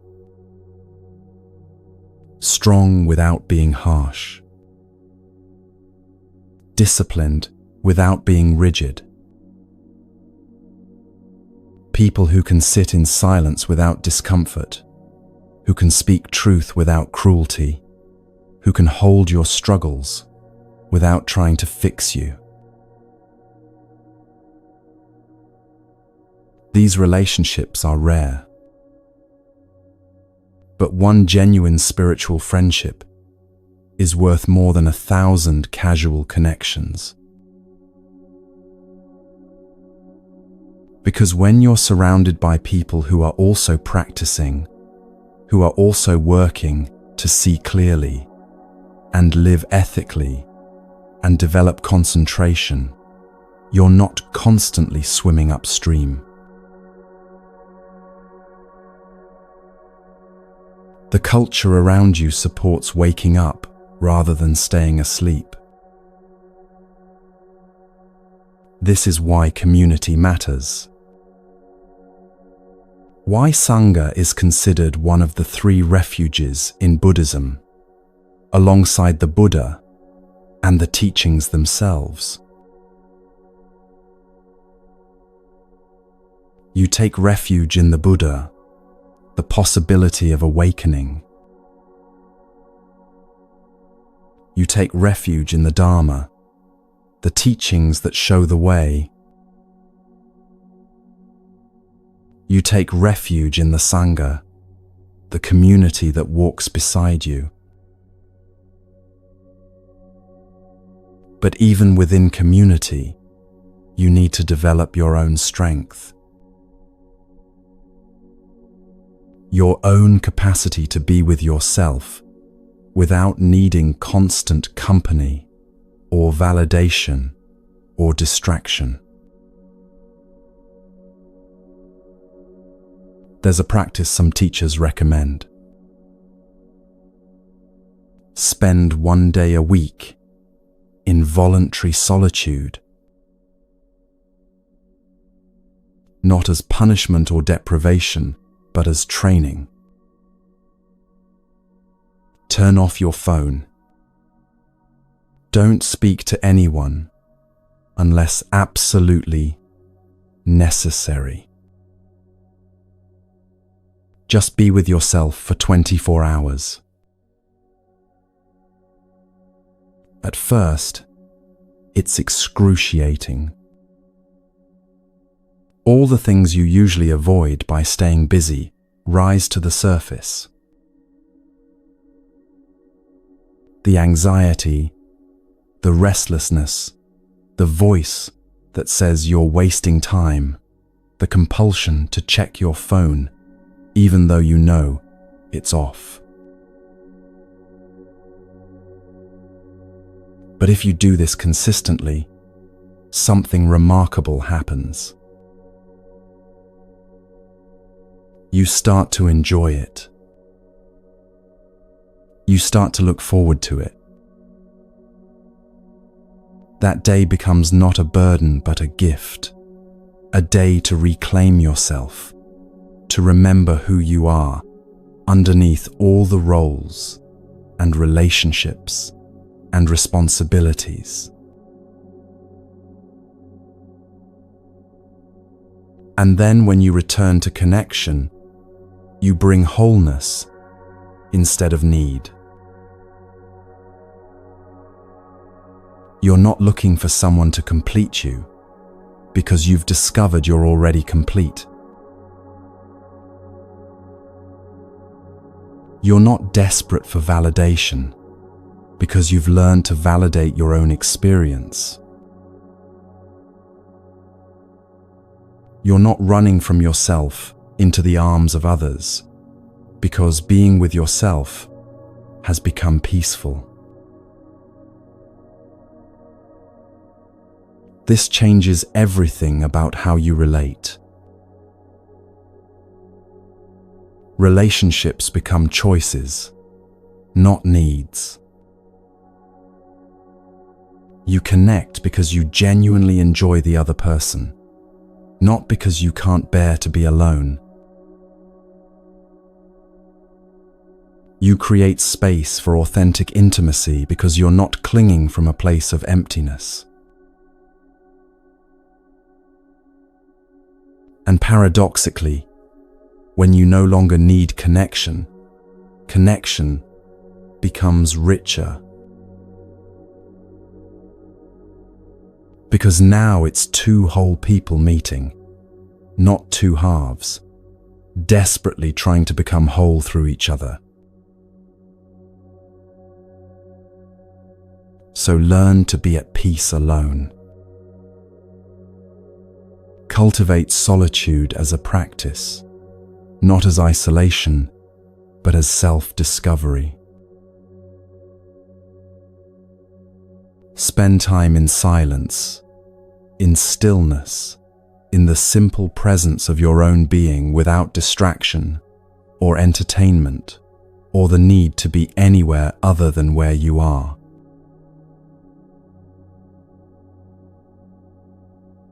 And when you've found that peace, bring it back to your relationships.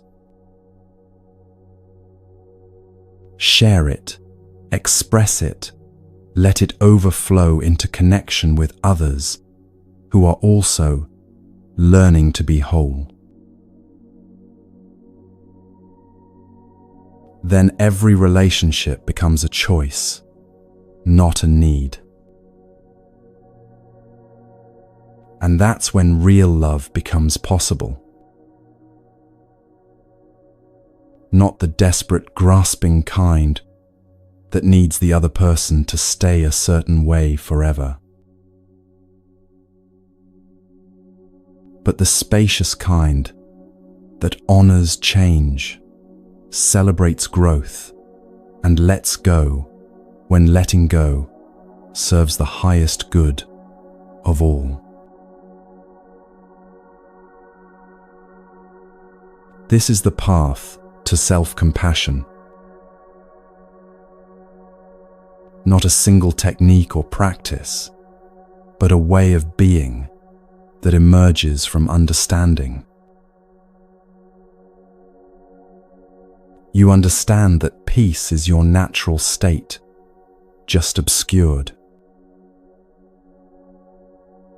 You train concentration so you can see clearly what's obscuring it.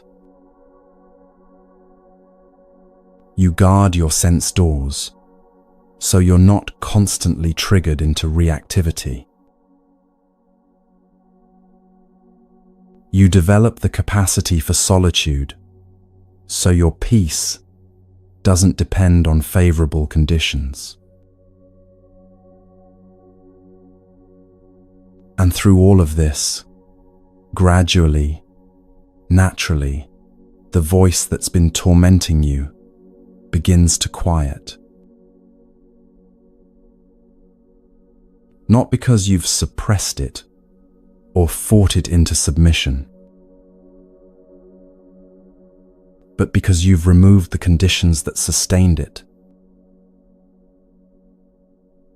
The belief in a solid self, the craving for permanent pleasure, the resistance to impermanence,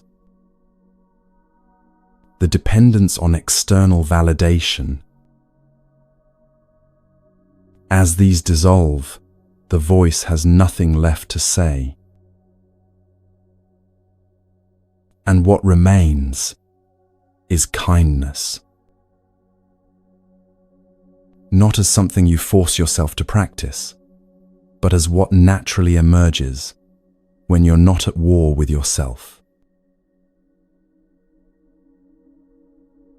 You make a mistake, and instead of harsh criticism, there's understanding. Of course you made that mistake. You're human. You're learning. You're shaped by conditions you didn't choose. You feel anxious, and instead of judgment, there's gentleness. Of course you feel anxious. Feeling arises based on conditions. It's not a character flaw. It's just what's present right now. You fall short of your own standards, and instead of despair, there's patience. Of course you fell short. Transformation is gradual. Progress isn't linear. Every moment is a new opportunity to begin again. This is self-compassion, not self-indulgence, not giving yourself permission to harm yourself or others, not abandoning all standards or effort, but treating yourself with the same kindness you'd offer a good friend who's struggling. Would you tell a friend they're worthless because they made a mistake? Would you tell them they should give up because change is hard? Would you attack them for being human? Of course not. You'd be gentle, supportive, encouraging. You'd remind them of their strengths, acknowledge their efforts, have faith in their capacity to grow. So why do you speak to yourself differently? The path to self-compassion is learning to be your own wise, kind friend. The one who sees you clearly, including your flaws and struggles, and loves you anyway. Not despite your imperfections, but including them, because imperfection is part of being human. You're not trying to become perfect. You're learning to be whole. And wholeness includes everything. The parts of you that shine and the parts that stumble. The moments of clarity and the moments of confusion. The progress and the setbacks. All of it belongs. All of it is part of the path. Because the path isn't about transcending your humanity. It's about fully inhabiting it with wisdom and compassion. And when you do that, when you bring this quality of wise kindness to your own experience, something shifts in how you relate to everything else. You become less reactive, less defensive, less desperate to control outcomes. You become more patient with others' struggles because you're patient with your own. You become more forgiving of human limitation because you've forgiven yourself for being limited. This is the path. Not a straight line to perfection, but a spiral of deepening understanding and expanding compassion. Sometimes you'll feel like you're making great progress. The mind settles easily, insights arise, peace feels stable and real. Sometimes you'll feel like you've lost everything you gained. The mind is chaotic. Old patterns return with a vengeance. You can't remember why you even started this practice. Both of these experiences are normal. Both are part of the path.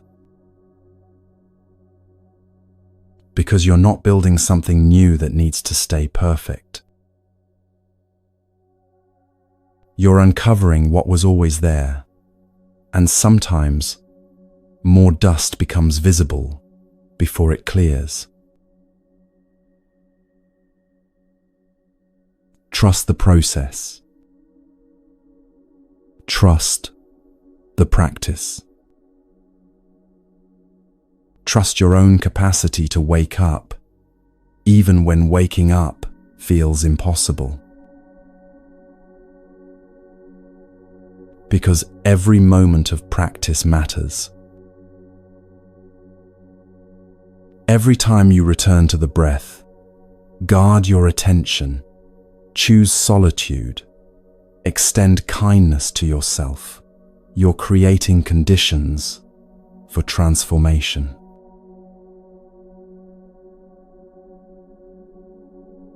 And transformation happens. Not because you force it, but because you create the space for it. like a seed planted in good soil, with adequate water and sunlight. You don't make the seed grow. You create conditions, and growth happens naturally. This is what you're doing now. Creating conditions for your own awakening. And the awakening is already happening. In small ways, in quiet moments, in the gradual softening of the voice that once felt like an enemy. Peace isn't something you create. It's what remains when you stop creating suffering. And you're learning to stop. One breath at a time. One moment at a time. One small choice at a time. This is enough. You are enough. Not when you're enlightened, not when you're perfect, not when you've finally fixed all your flaws. Now, in this moment, breathing, alive, aware, doing your best. This is the path to self-compassion. And you're already walking it.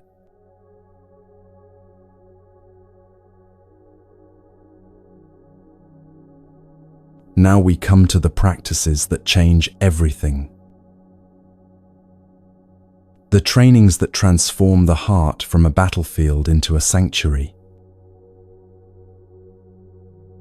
These are called the Brahma Viharas, the divine abodes, the sublime attitudes, the four qualities that the Buddha said lead to a beautiful mind.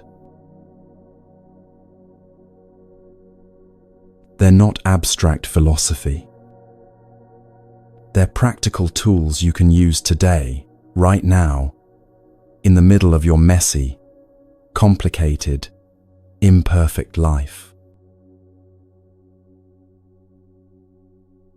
And they begin exactly where you are. Not with grand gestures of universal love, but with something much simpler and much harder. Learning to wish yourself well. The first Brahma Vihara is metta, loving kindness. And it starts with you.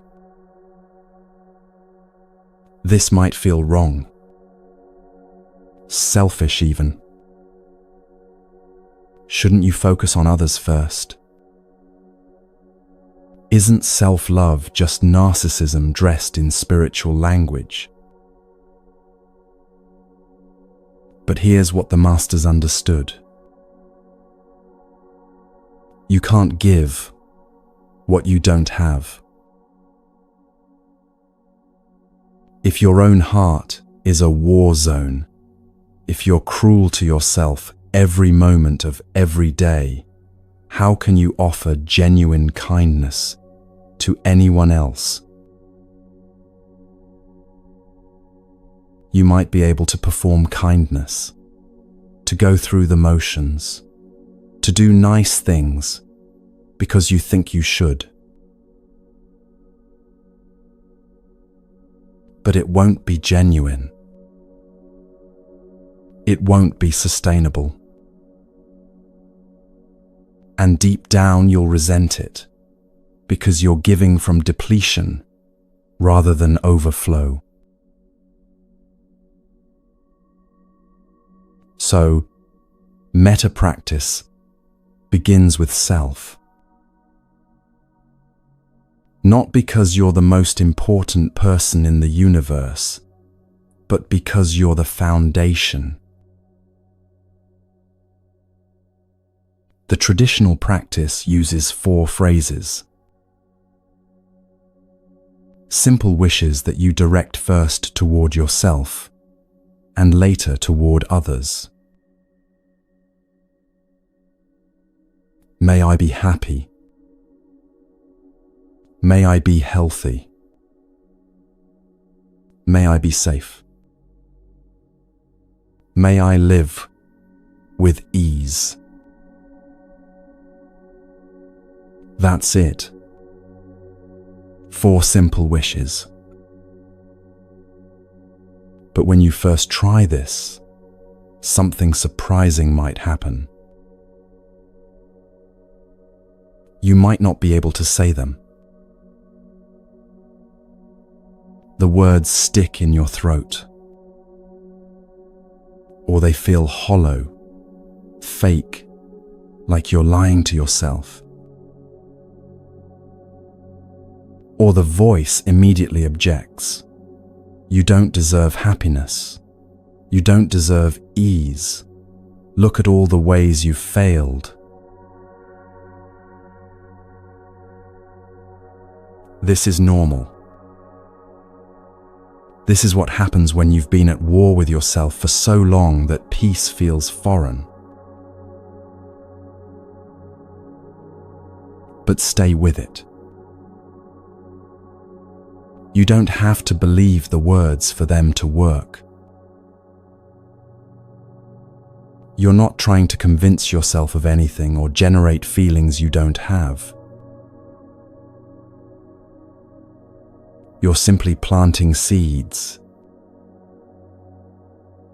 offering these wishes to yourself the way you'd water a garden, whether or not you see immediate results. Let's practice right now, just for 30 seconds. Place one hand on your heart. Feel the warmth there, the gentle pressure. And quietly, internally, offer yourself these wishes. May I be happy. May I be healthy. May I be safe. May I live with ease. Don't force anything. Don't try to feel warm or peaceful or any particular way. Just offer the words, simply and honestly, the way you'd offer water to someone who's thirsty. That's the practice. Now, you might have questions. What if I don't feel anything? What if it feels fake? These are the most common obstacles people encounter with metta practice. If you don't feel anything, that's okay. Metta isn't about generating specific feelings. It's about intention. You're training your mind to move in the direction of kindness, even if the emotional response isn't there yet. Think of it like physical exercise. When you first start lifting weights, you might not feel stronger immediately. But you're still building strength with every repetition, even before you can feel the difference. The same is true here. Every time you offer these wishes to yourself, you're strengthening the capacity for self-kindness, even if it doesn't feel transformative in the moment. And if it feels fake, if the words feel hollow or performative, that's also okay. It probably does feel fake at first, because you've spent years, maybe decades, speaking to yourself in the opposite way.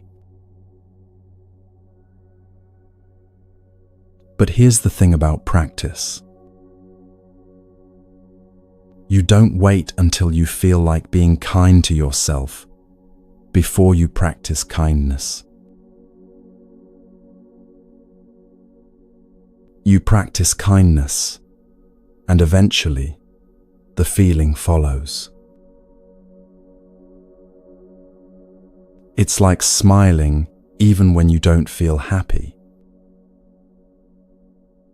Research shows that the physical act of smiling can actually shift your mood, even if the smile started as a deliberate choice rather than a spontaneous expression. Metta works the same way. You offer the wishes even when they feel forced, and gradually, imperceptibly, your relationship with yourself begins to shift. Now let's make this practical. How do you use metta in daily life, not just in formal practice? Try this. You're stuck in traffic. The car in front of you is driving too slowly, and you can feel irritation rising. Instead of letting that irritation build into anger and a story about terrible drivers, pause. Take a breath and silently offer metta. May I be at ease. May I be patient. May I let go of what I can't control. Just that. Just redirecting your attention from irritation to kindness, from judgment to ease. Or you're about to have a difficult conversation. Your stomach is tight. Your mind is racing with what you want to say and how the other person might respond. Before you begin, take 30 seconds for metta. May I be clear. May I be kind. May I speak my truth without harming. May I be safe. This isn't magic that will make the conversation easy, but it creates a different foundation. Instead of entering from a place of defensiveness or attack, you enter from a place of intention. Or you mess up. You say something you regret. You make a mistake at work. You snap at someone you love. The voice immediately starts its assault. You're such an idiot. Why do you always do this? You never learn.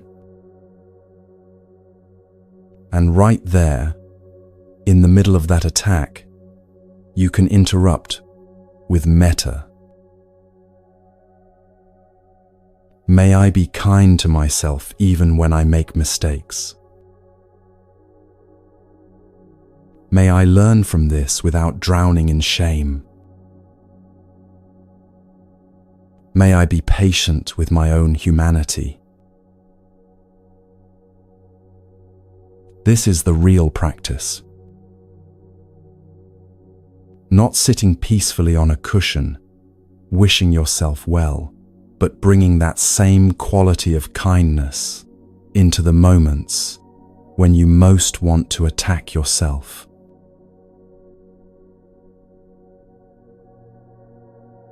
Start with 30 seconds a day. That's it. Just 30 seconds of placing your hand on your heart and offering yourself these simple wishes. You can do it in the morning when you wake up, or at night before sleep, or during a break in your day. 30 seconds. That's all. Because consistency matters more than duration.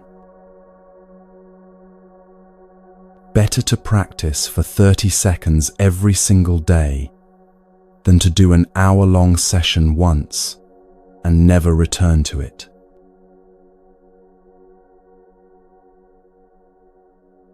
And as metta toward yourself grows stronger, you begin extending it outward. First to people you love. May they be happy. May they be healthy. May they be safe. May they live with ease. Then, to neutral people, the cashier at the store, the person you pass on the street, someone you don't know well but don't have any negative feelings toward. Eventually, even to difficult people, those who've hurt you, those you've hurt, those you struggle with. This progression isn't random. It's strategic. You build the muscle with easy targets first, then gradually increase the difficulty. But it always begins with self. Because if you can't wish yourself well, genuinely and consistently, you can't authentically wish it for anyone else. Metta is the antidote to ill will. The traditional teaching says that wherever ill will arises toward yourself or others, metta can dissolve it.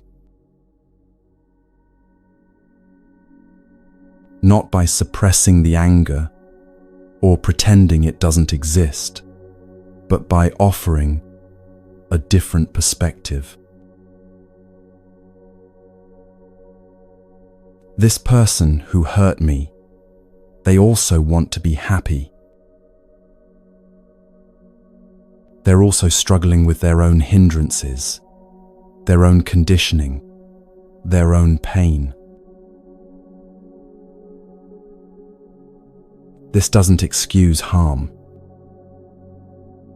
It doesn't mean you have to trust them again or let them back into your life. But it means you're not imprisoned by hatred. You're not burning yourself with the fire of resentment, hoping it will somehow hurt them. You're free. And that freedom begins with being kind to yourself. Start with 30 seconds a day. That's it. Just 30 seconds of wishing yourself well. The second Brahma Vihara is karuna, compassion. If metta is the wish for happiness, karuna is the response to suffering. It's the part of you that sees pain in yourself or others and doesn't turn away. Most of us are terrible at this, especially toward ourselves. When we suffer, we either numb out or attack ourselves for suffering. You feel anxious, and instead of compassion, you judge yourself for being anxious. You feel sad, and instead of tenderness, you tell yourself to get over it. You're in pain, and instead of care, you criticize yourself for weakness. Karuna practice is learning to do the opposite. To recognize your suffering as real and worthy of tenderness.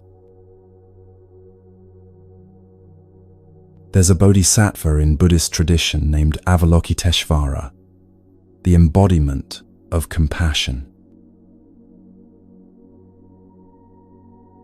The story says that Avalokiteshvara looked at the suffering in the world and was so moved that his head split into 11 pieces from the overwhelm.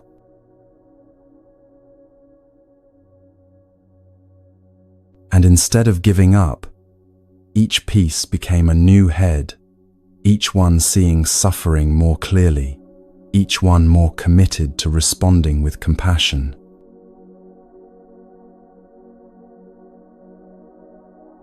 This isn't about being overwhelmed by suffering. It's about the willingness to stay present with it, to see it clearly, and to respond with care rather than judgment.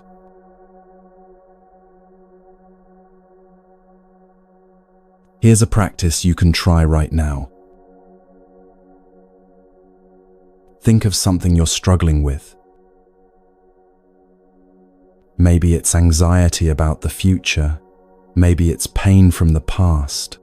Maybe it's a mistake you made that you can't stop thinking about.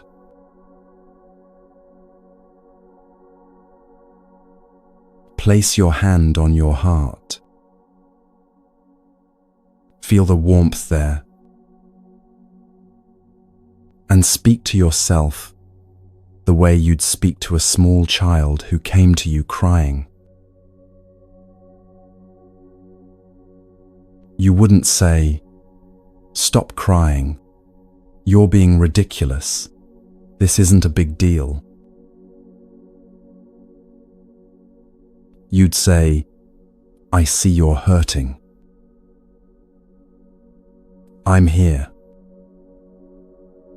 It's okay to feel this way. You're not alone." Do that for yourself now. I see that I'm hurting. I'm here for myself. It's okay to feel this way. I'm not alone. This is Karuna. Self-compassion as a practice, not just a concept. The biggest block people encounter is the belief that they don't deserve compassion. The voice says, "But I don't deserve kindness because I did this terrible thing, because I'm not trying hard enough, because other people have it worse, because I should be stronger than this."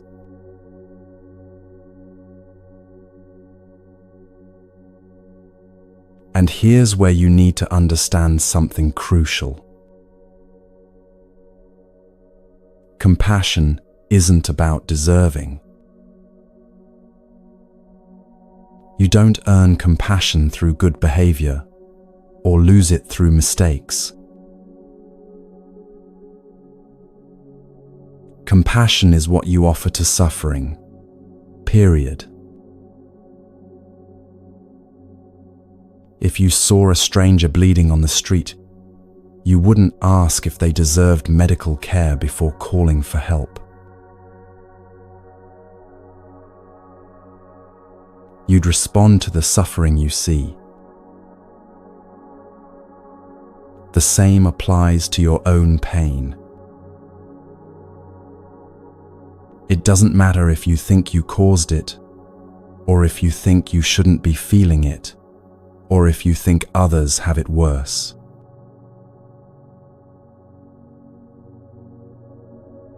Pain is pain, and pain deserves care. So when the voice says you don't deserve compassion, that's exactly when you most need to practice it. Here's how to apply this in real moments.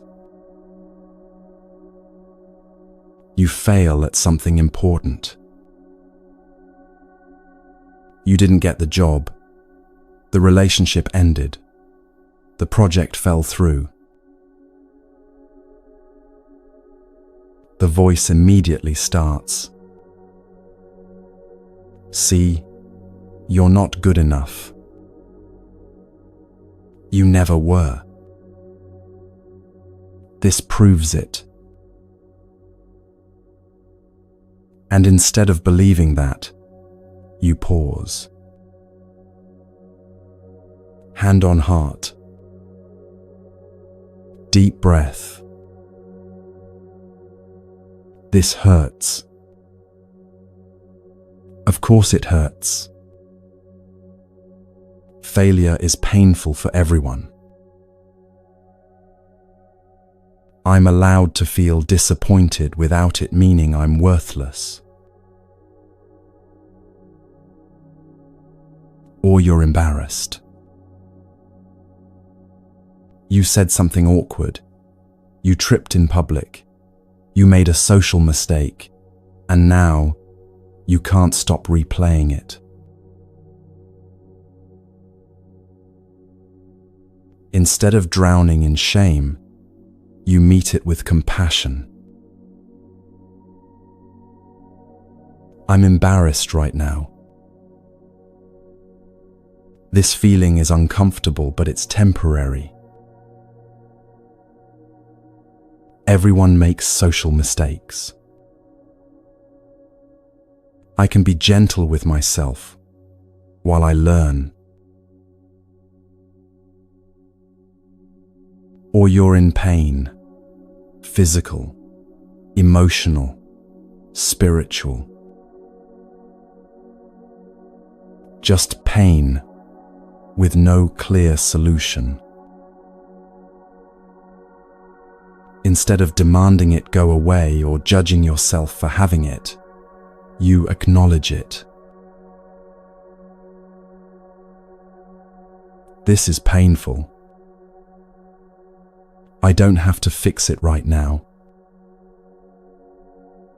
I can just be with it, the way I'd sit with a friend who's hurting. The prison story illustrates this perfectly. In prisons, when people are put in solitary confinement, the greatest torture isn't the isolation itself.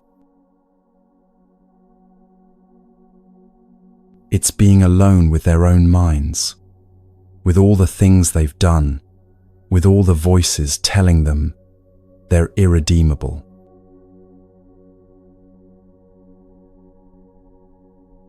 The people who need self-compassion most are often the ones who judge themselves most harshly. And the practice is the same, whether you're in a prison cell or in your own mind. You see the pain. You don't turn away from it. You don't try to fix it immediately. You just say, I see this suffering. It's real. It deserves care. What would the Buddha say to someone like you? Not to someone perfect, someone who never makes mistakes, someone who has it all figured out. To someone like you, right now, with all your struggles and imperfections and pain. He'd say, you're doing your best with the conditions you have. You're shaped by forces beyond your control. And you're worthy of compassion, not because you've earned it, but because you're a being who experiences suffering.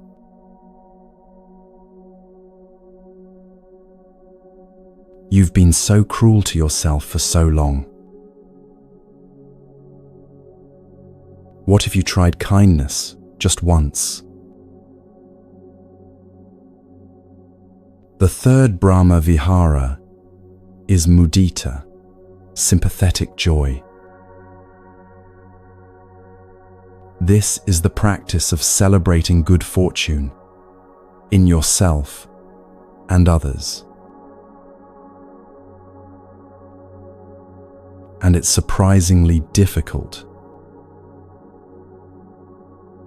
We live in a culture of comparison, where someone else's success feels like your failure. Where good news triggers envy instead of joy. You see someone achieve something you wanted, and instead of celebrating with them, something in your chest tightens. They got what you wanted, which means you didn't, which means you're less than, falling behind, not enough. This is what the tradition calls the three cousins of mudita. Envy for those above you, those who have what you want. Competition for those at your level, those you measure yourself against. Contempt for those you perceive as below you, those you judge to make yourself feel better. All three are forms of comparison. All three create suffering.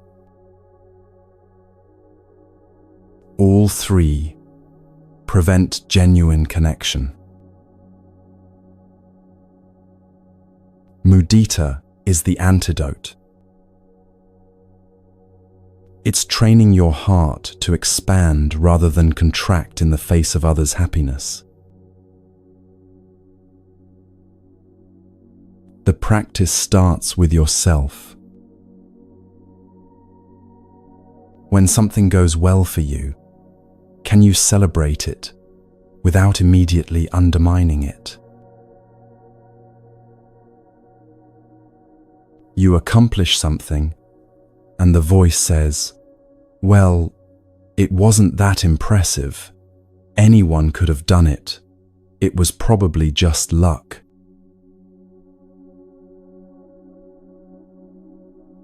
Or you feel happy, and the voice says, enjoy it while it lasts. Something bad will happen soon to balance it out. Mudita practice is allowing yourself to feel joy without shame or superstition. I did well today. I can acknowledge that. I can feel good about it without ego, without making it mean I'm better than others. Just simple recognition of effort and outcome aligning.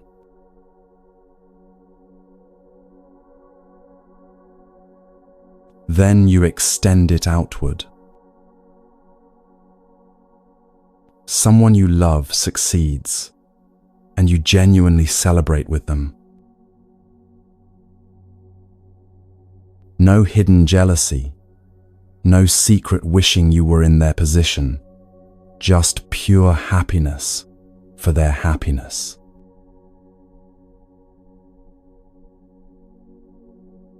This is easier with loved ones. But the real practice is extending it to everyone. That colleague who got promoted instead of you. Can you wish them well? Can you genuinely hope their success continues? Not as a spiritual performance, but as freedom from the prison of comparison. The teaching says that rejoicing in virtue creates merit. When you celebrate goodness, yours or others, you create positive karma. Not because some cosmic accountant is keeping score, but because you're training your mind to move toward joy rather than toward resentment.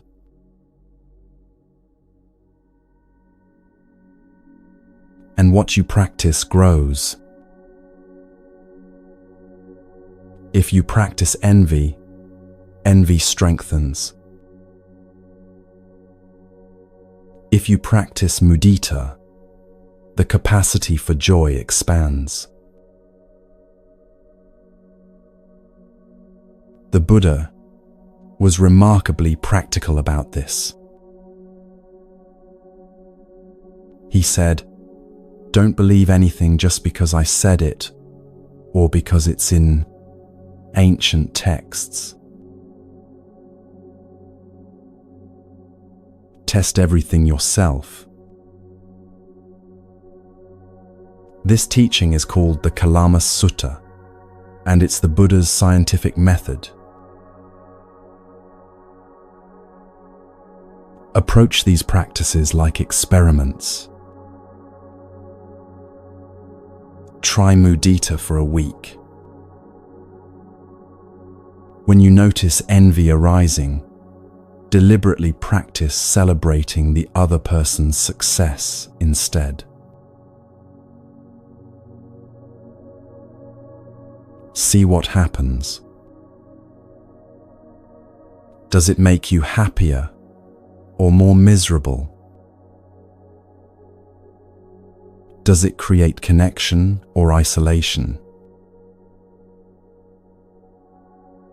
Does it free you or trap you?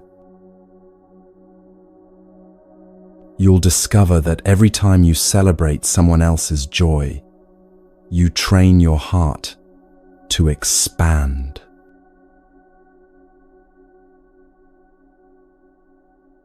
And an expanded heart is a happy heart. The fourth Brahma Vihara is upekkha, equanimity.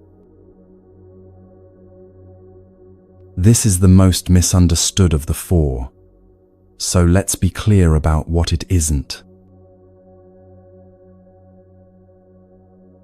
It isn't indifference. It isn't numbness. It isn't not caring. Equanimity is caring deeply while remaining balanced. It's the capacity to stay present with whatever is happening, success or failure, praise or blame, pleasure or pain, without being thrown off center.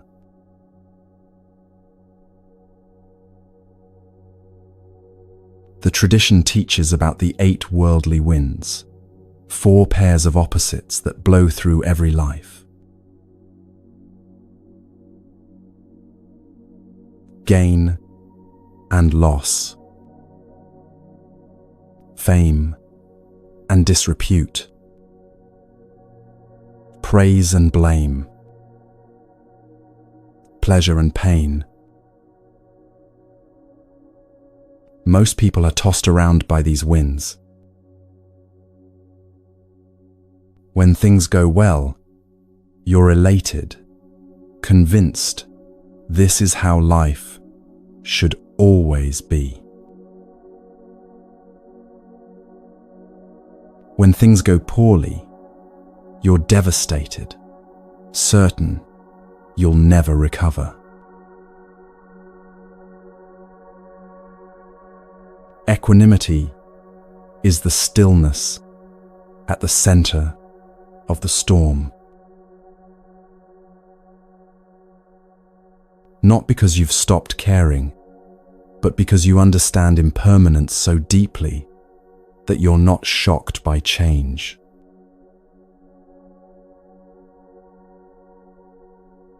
There's a story about a master who remained completely calm during a crisis that sent everyone else into panic.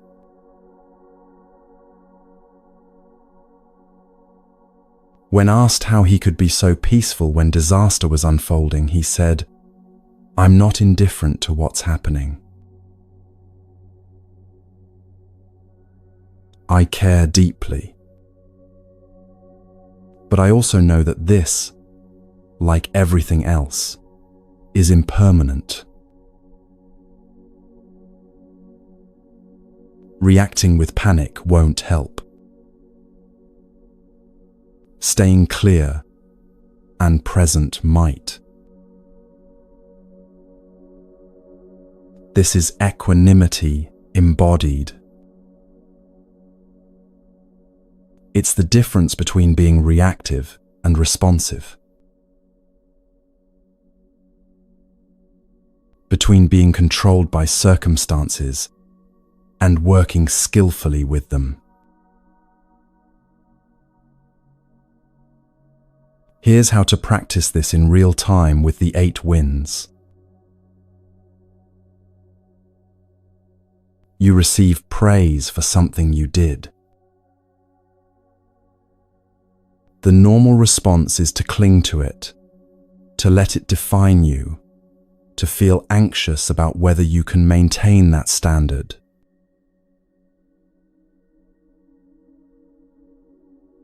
With equanimity, you acknowledge the praise. Thank you. I appreciate that. And then you let it go, knowing that praise is impermanent, that it doesn't change your fundamental worth, that tomorrow someone might criticize the exact same thing.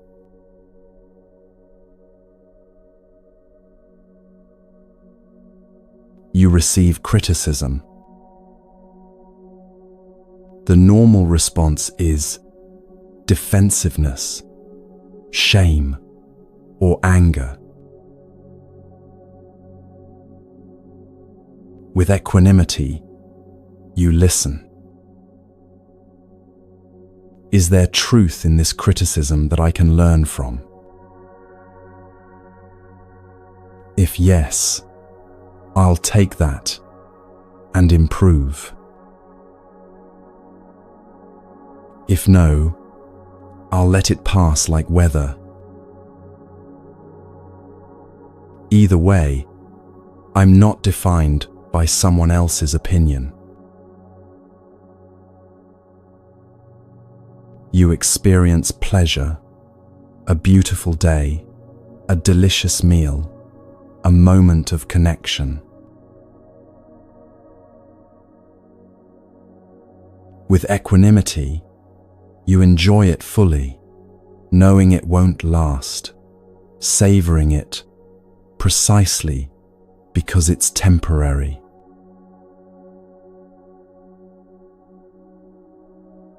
You experience pain, physical discomfort, emotional difficulty, loss.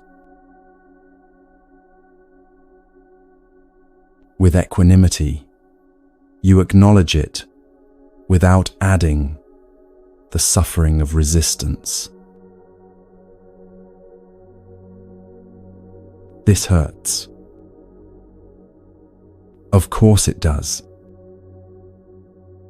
And like everything else, it will change.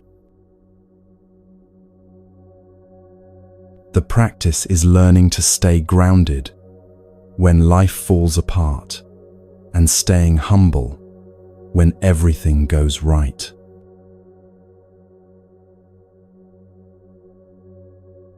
Not being thrown by success or crushed by failure. I'm still learning, like everyone. That's the phrase to remember. When you succeed, I'm still learning. When you fail, I'm still learning. It's honest without being defeating. It acknowledges imperfection without making it an identity. Now here's how all 4 Brahma Viharas work together as a progressive training.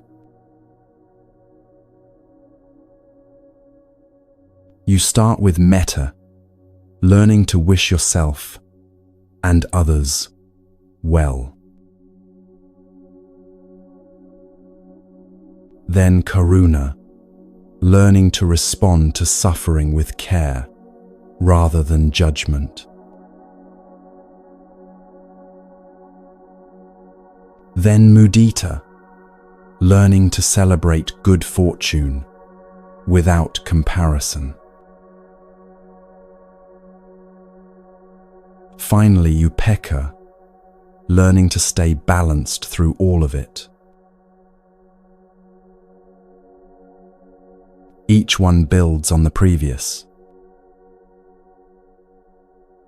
Each one supports the others.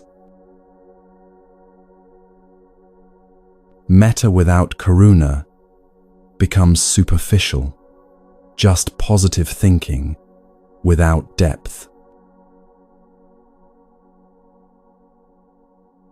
Karuna without mudita becomes heavy, only seeing suffering, never joy. Mudita without upekkha becomes dependent on circumstances, your happiness tied to things going well.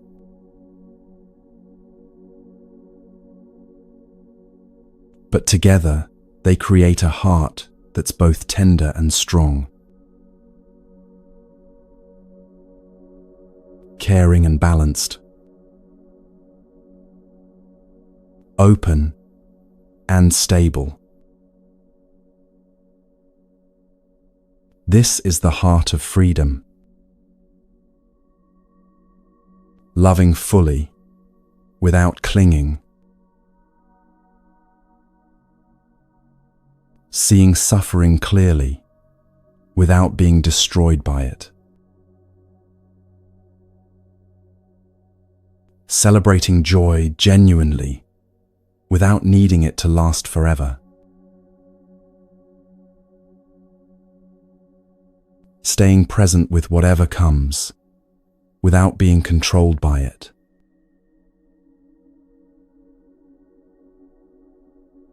This is what the practices lead to. Not perfection, but wholeness. Not immunity to life's difficulties, but the capacity to meet them with wisdom and compassion.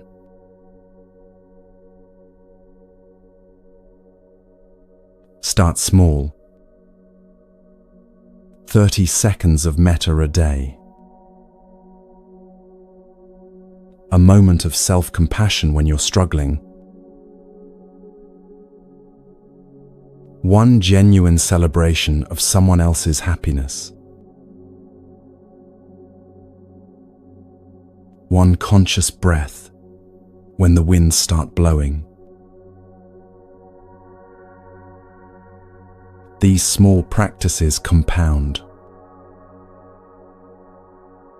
They create a foundation that becomes unshakable, not because nothing can touch you, but because you know how to work with whatever touches you.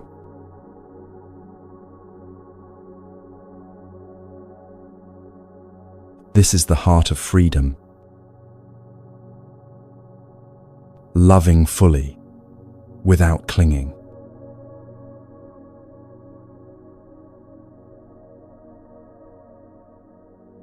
You've walked a long way in these hours together. From the exhaustion of the performance, through understanding the roots of suffering, into practices that transform how you relate to yourself and the world.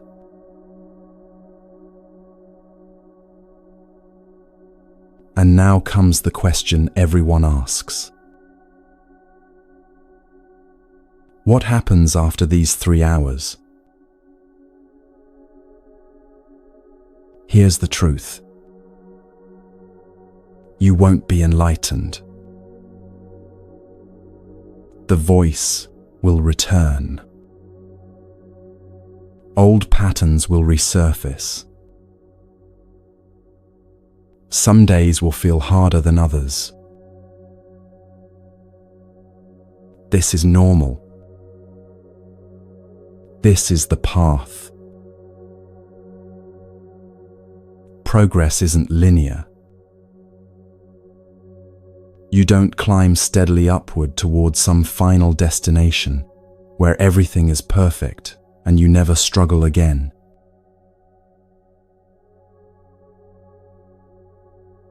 You spiral, deepening, circling back, seeing the same patterns from new angles, with greater understanding each time.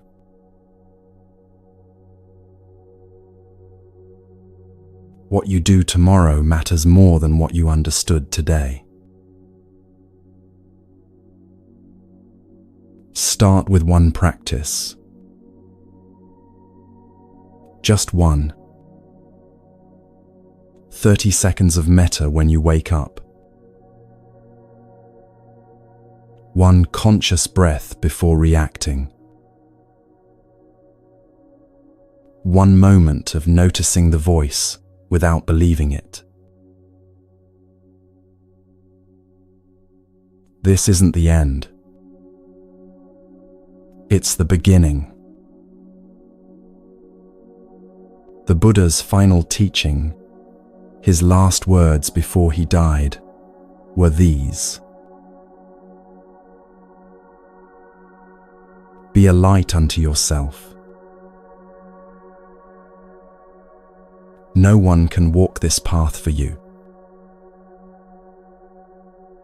No teacher, no tradition, no technique can do the work of waking up. Only you can see through your own suffering. Only you can cultivate your own peace. But you're not doing it alone. Thousands have walked before you. Thousands walk beside you now. And the path is already here, waiting. Not somewhere else, not in some future moment when you're finally ready. Here, now, in this breath, in this choice, in this moment of being gentle with yourself instead of cruel. Until we meet again, be gentle with yourself.